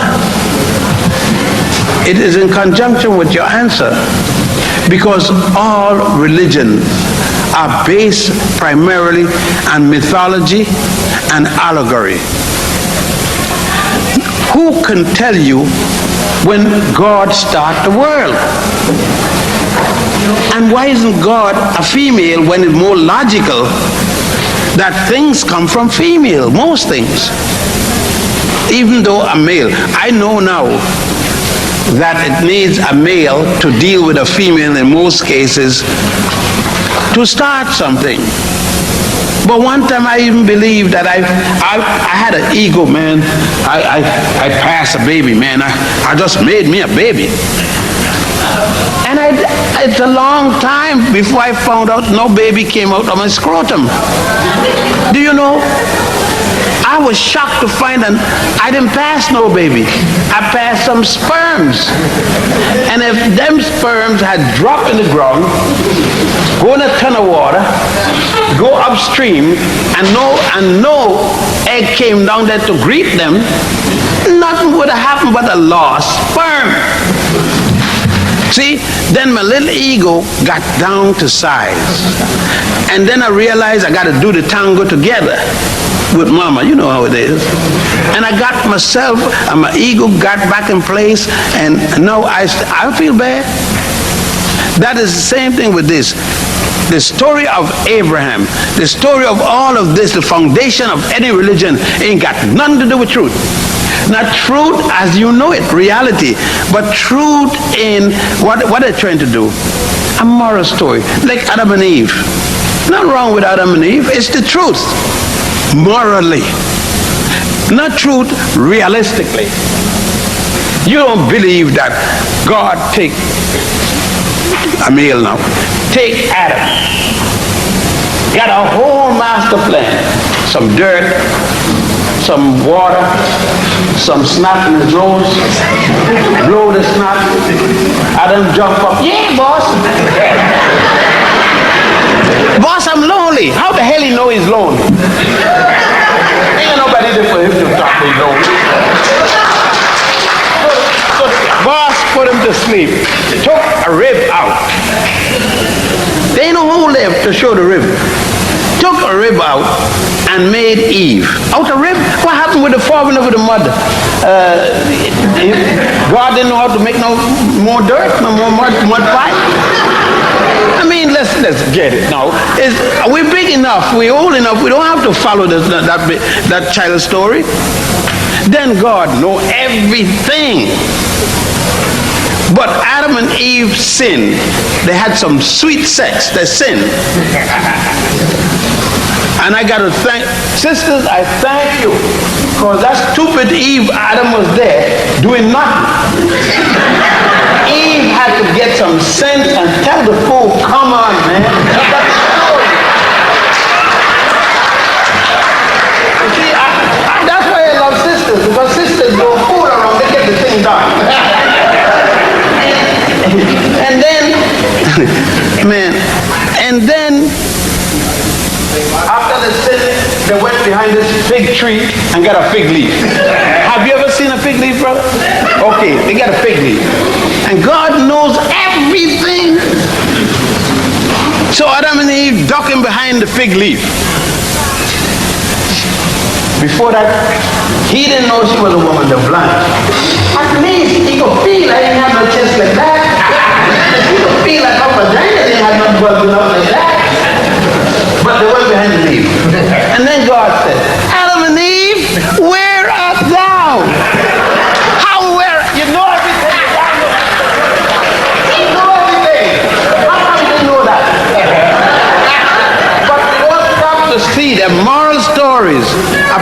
which they have to bait. Nobody wants to admit that he learned from the next one. So he created a whole new beginning. And that's what I'm saying. Do I believe I'm going in an airplane tonight? Do I believe in a deity or something? I don't know a particular deity to put my hand on, but I believe there's something or things. It doesn't matter to me. I don't care if it's a piece of doodle. Yeah, it sounds bad. Somebody say, oh, why not? Why can't doodle be God? How are you going to decide what God is? God may be a clump of doodle. Why not? Are you going to decide what God is going to be? Who are you to say what God is? I know God is whatever God is. And God us. Whatever. I see myself like I take some blood and put it under a microscope. All those little things jumping around in there. You don't see it when you right now. But when you put it in a microscope, there it is. Now why not me? I am there. I don't know. I believe. I'm groping in ignorance like all the ministers, all the rabbis, all the imams, that we are all groping trying to find an answer. And when we find that God is a black woman from Puerto Rico drinking green whiskey, boy, we gonna be shocked.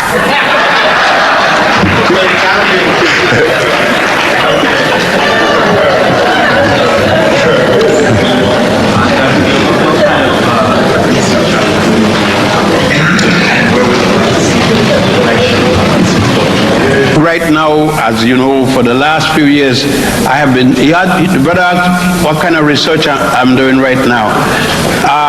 I am, for the last few years, digging in what is called Nubian area, but really Nubian area is much larger than the current area.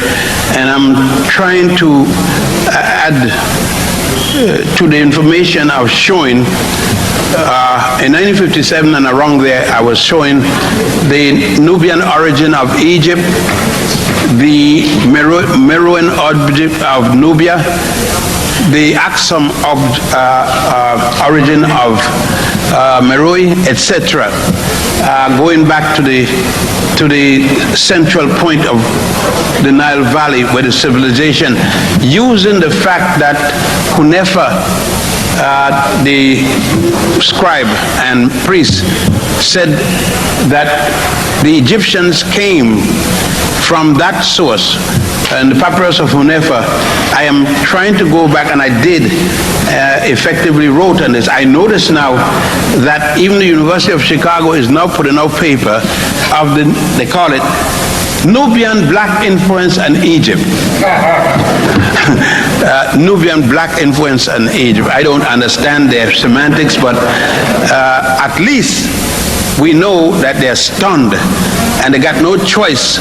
But gradually they're going to come to the truth, but I don't give a damn if they do or not. What I'm interested in is that our people get the message and come to the truth. I don't care. See, some people say they got to educate the world.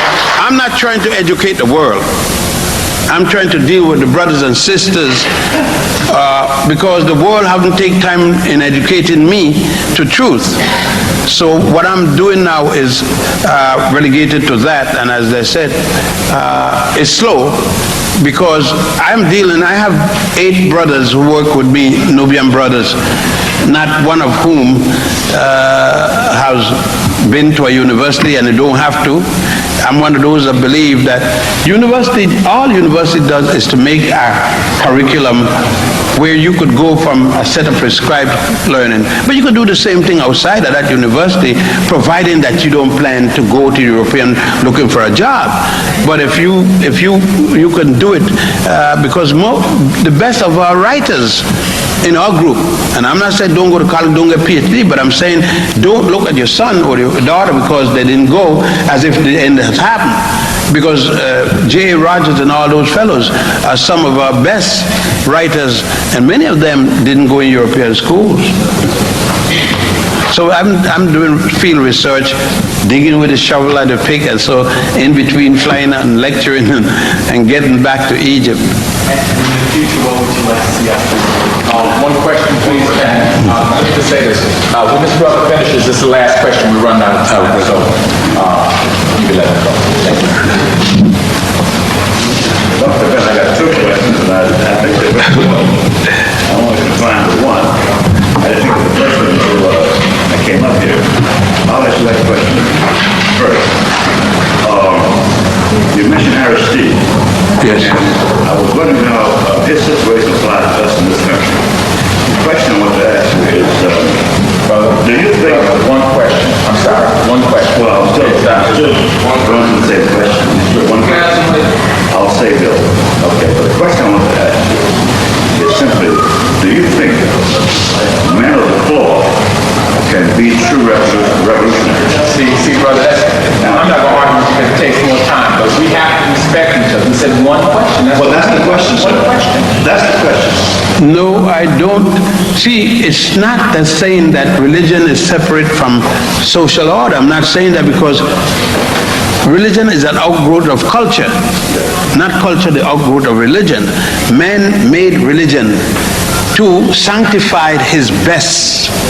When man come up with some philosophical thought, he says the deity gave him this thought. So to me, I am religious in that concept.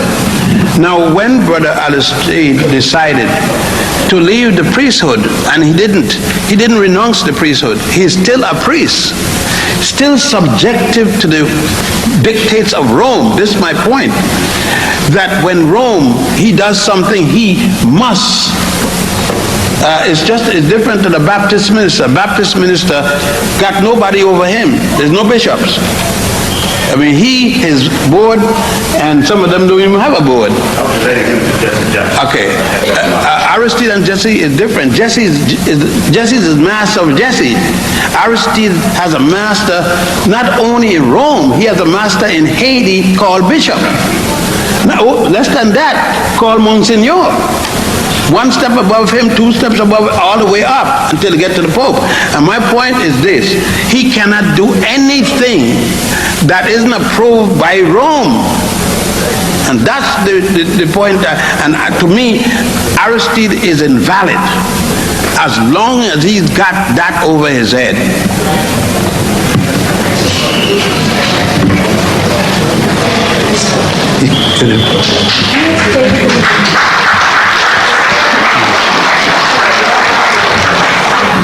You had stated in your lecture that there was no archaeological proof that the Hebrews were in Egypt, and is that correct? Yes, Sister stated that I had said in my lecture that there's no archaeological evidence or historical evidence as the Hebrews are slaves in Egypt. I remember that mentioned the Hittites as possibly being the progenitors of the Hebrews. I would like to know who they were and what is your opinion.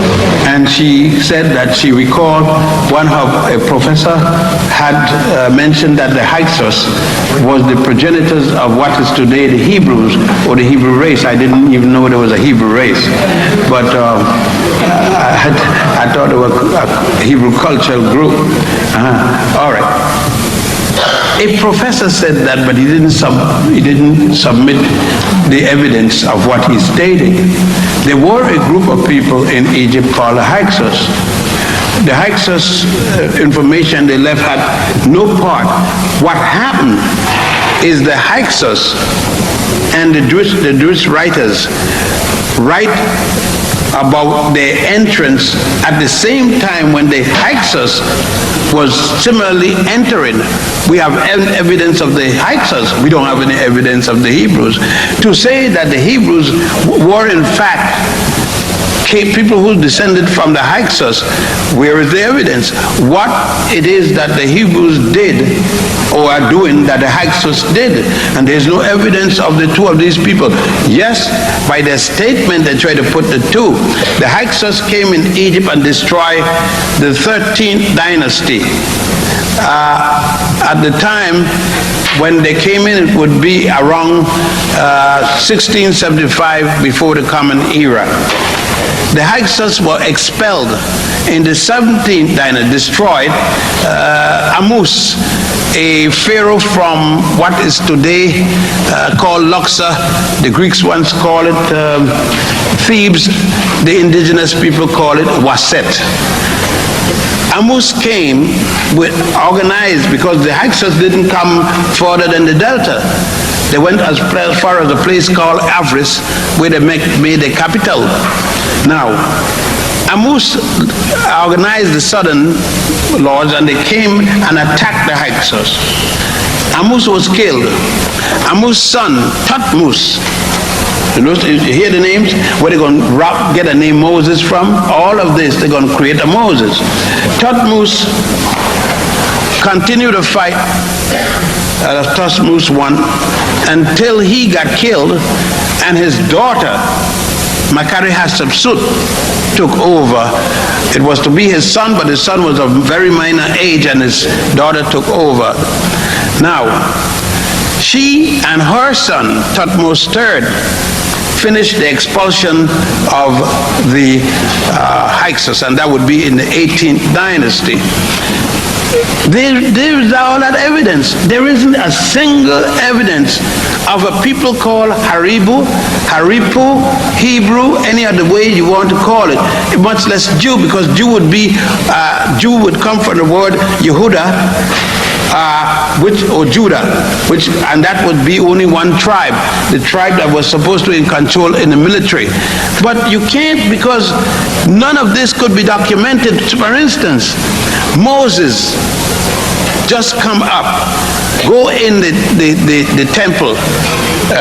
The Pharaoh's daughter goes down to the water, to the Nile, to take a swim, and find him there in a basket. The same story of Horus. The only difference between Moses and Horus is that Moses was in a bulrush basket, and Horus, 4,000 years before, was in a papyrus basket. But the question is, the Pharaoh was supposed to be killing. They don't give the Pharaoh a name. And Pharaoh just means the king or the head of state. The Pharaoh was supposed to be killing all little boys that they couldn't validate as Egyptian. Now, Moses is supposed to be born in the city of Goshen in Egypt, about 25 miles north of present-day Cairo. And his daughter brought in a child in the house. The father doesn't ask his daughter, where you get that child? A boy child? And he killed a boy child, children? And he don't look like anybody in the kingdom? You understand? And the boy grew up there from age a few months till 85, when he found out. At 85, he saw a Hebrew being beaten by an Egyptian. Aren't the Hebrews in Egypt the time Egyptians too? Is there a Hebrew nation? There's no Hebrew nation. There's no Israel yet. Israel isn't going to come until Joshua knocked down the walls of Jericho. I mean, God, you know, you've got to go through all this allegory and all this folklore, and then understand. When you're talking about origin, you're talking about sheer pipe dreams. If there was, it would have been on high and grass, crack, and you're talking the same thing. When you talk about origin of these things, when you talk, remember that you set a story, a fantasy for yourself. We all have fantasy. When I see a girl, I hope my wife can hear this, but when I see a nice looking, even these days, and I will see too much, but I see a nice looking sister like yourself,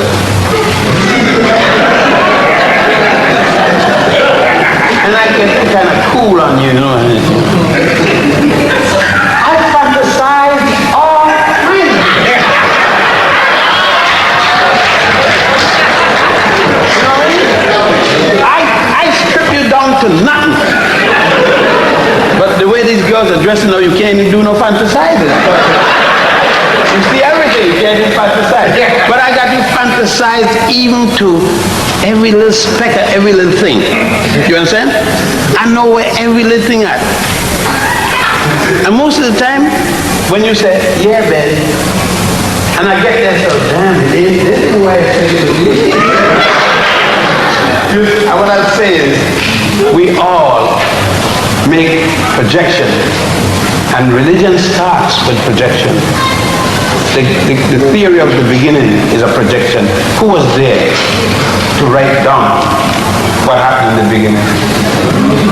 And when they talk about the world, what was the world of the Jews? The world of the Jews wasn't 500 miles radius. The world of Genesis, nobody knew about Queens. No, I mean the Indians, the indigenous people know. And nobody knew nothing about China in their world. Their world was end with a mountain, top end. Behind the mountain they didn't know. That was the world. When they talk about the world, they won't talk about America and the Caribbeans. They didn't know any such place. So the world for them, when the Achan fell on 10 men's head, the world went to an end. And she was right. If a big stone fall in her head, when the 10 said, oh, your world going to an end. So her little world with an Achan was real. So in reality, they are biblical truths, but not necessarily physical truths.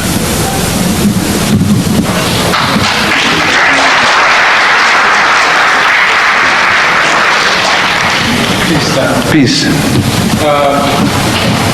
My question is just basically this scene that is found in the temple. I don't know which temple. I'd like to answer.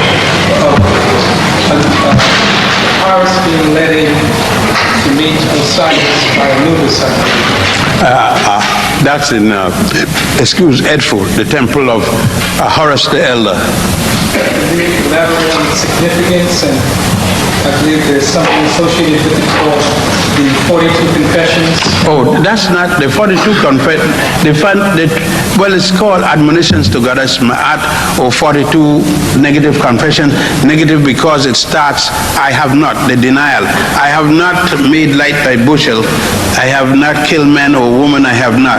And 42 of them, negative confession is just because I have not done. It is not, they don't call it commandment because it doesn't say, thou shalt not, or you should not.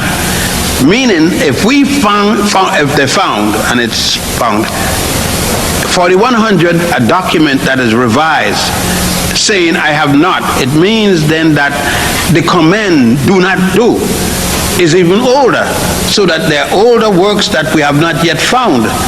All right. The admonitions that most people see, you will see it best in the tomb of Ramesses VI in the Valley of the Kings. It is right next, right up against the tomb of Tutankhamun. That tomb, Ramesses VI, obscure, that's why they couldn't find Tutankhamun. The dirt that was dug out of that tomb was thrown in the little tomb for Tutankhamun. It's on the right-hand side of the, going in the temple, on the right-hand side. When you enter the temple, you come through, you see the book in the ceiling, the book of gates, opening of the gates. Then you go down and you will see the god, you will see the killer, the crusher, Amut. That looks like a crocodile head and a lion's body. Another lion, hippopotamus body. Because hippopotamus, the ancient Egyptian, used the hippopotamus as a symbol of the devil, of badness. Then you come to you see Goddess Ma'at holding a scale of justice, two-level scale, no sword. The next scene after the person comes in to have his heart symbolically weighed against the feather of truth, and the heart and the feather balanced. The next step is coming to the judgment scene. There you will see the listed 42 admonitions to Goddess Ma'at. although they're listed after you pass, but frankly, the person is making the statement as they approach. Goddess Ma'at. Again, peace, justice, and everything. A woman, an African woman with an Ethiopian ostrich feather in the standing in the center of her head. Again, you're talking about symbolism, you're talking about allegory, you're talking about a mythology. It doesn't mean that what the Egyptians and others saw is correct or incorrect. What it shows is the beliefs of the people at the time. And there's nothing wrong with belief, but we must say it is a belief rather than try to make it better than anybody's own. I go with that in preference to something else, but I do know it is the behavior, the thinking of man's mind, the greatness of man's, both male and female, when I say man, the thinking of the mind of human in conception, because we can't think of dying and not having a further existence. Our ego don't let us say, this is it, this is all. But we find that the elephant isn't going to live. When he croaks today, that's it. But when we croak, we coming back. For what? You better get it now. You may not come back. And I would want, some people I know, some sisters are going on, I would want to meet them in heaven because they gonna really got a thing to tell me about. And I want to see them in hell or heaven because I will have a rough time. So I guess if I don't come back, I don't go anywhere, I'll be probably better off. I'd like to say that because of Eurocentric white supremacy through genocide and racism, us being African descendants, our minds have been destroyed and distorted and confused. And could you give us some solutions to some of your research from Egypt of what our ancestors did in their relationship to keep things strong? The young brother asking, in view of my research and in view of the fact that, quote, our minds have been messed up by the Europeans in context of racism, genocide, I don't take the position that our minds are messed up. Our information is faulty, but I think our mind is sound. What we put in, the information we feed into our mind is messed up. But that doesn't mean that we can't put our mind back on track. Most of us, or all of us, myself, I was pretty well messed up as a young man. My parents did it to me, not intended to do me harm, but to do me a lot of good. From day one, I was forced into certain information and fed certain information until I started to question certain things. When my mother, a midwife, when I questioned childbirth, then my mother started to tell me some truths that I couldn't get from the Torah about childbirth as a midwife. And I said, Mom, why did you tell me to the contrary? She says, if I tell you at 5 years old this information, how are you going to deal with it? And then my father similarly, she said, it is when you ask, now I can tell you the truth. When my mother explained sexual intercourse to me and told me that that's how I came, I was mad because I couldn't see my mother and father doing a dirty thing like that. I mean, anybody's mother could do that now, but not my mother and father. And then I had to ask her, why you wait so long? And I went to the school, I was pretty well upset that my mother and father engaged in such nonsense. But at least they explained it. Some parents don't explain it any time. So I don't think our mind is messed up. What we need is more of what we're doing. What we need most of all, however, is that we need a relationship with the minister, the rabbi, the imam, and ourselves quite different than the Europeans structured it. We can't continue with the relationship of the minister, rabbi, imam this way, and you there, and with a different relationship to each other that doesn't bring the man here there and you here. We have to have the Richard Allen, the Denmark Vesey, the Turner relationship to the congregation, where we see each other as one, and we are not in a fight between the minister and the congregation for knowledge. We have to have in the church, the synagogue, and the mosque libraries dedicated to our culture and history. We must preach from the pulpit, not only going to heaven, if there is such a place, or hell, but how we are going to make it on earth. The church, again, the black ministry, gonna have to again get in the struggle with the people that support it. I don't mind supporting, paying 10%, I'll increase 10%. If my leader, spiritual leader, is going to be actively engaged. What happened is that the black spiritual leader doesn't understand. He or she is the only independent black man or woman. The black church is going to support the leadership. Don't care. The only way the black church will get angry is if the leader steals some money. But they ain't gonna get mad because they have another sex partner or nothing like that. You found that when they tried to destroy Martin Luther King by saying he had some extra woman. We're supposed to. They're running around the place all the time, can't get to what's her name. The tank is running dry. The brother got to soup up the tank and everything like that. Then ain't nothing to condemn the man about, you know what I mean? But the struggle is if this is in the church and the minister don't have time for this, you only have time to talk about going to heaven. That's no good. I can't go to heaven if I ain't living.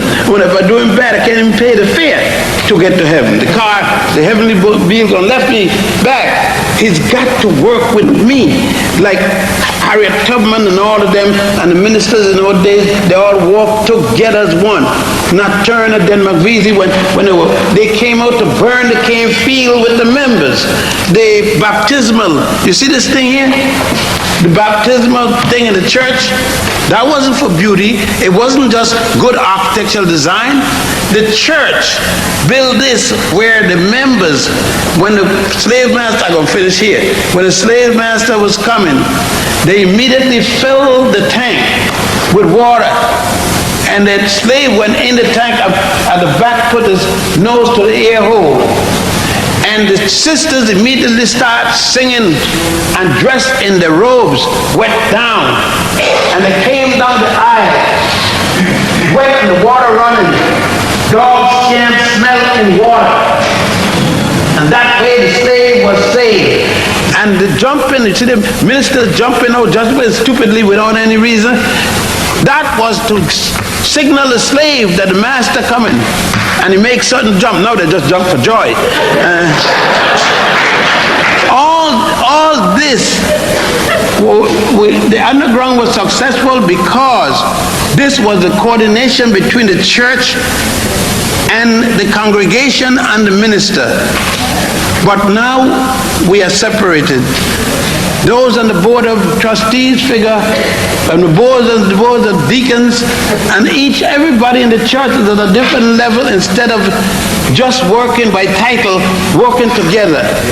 We got to get back our attitude.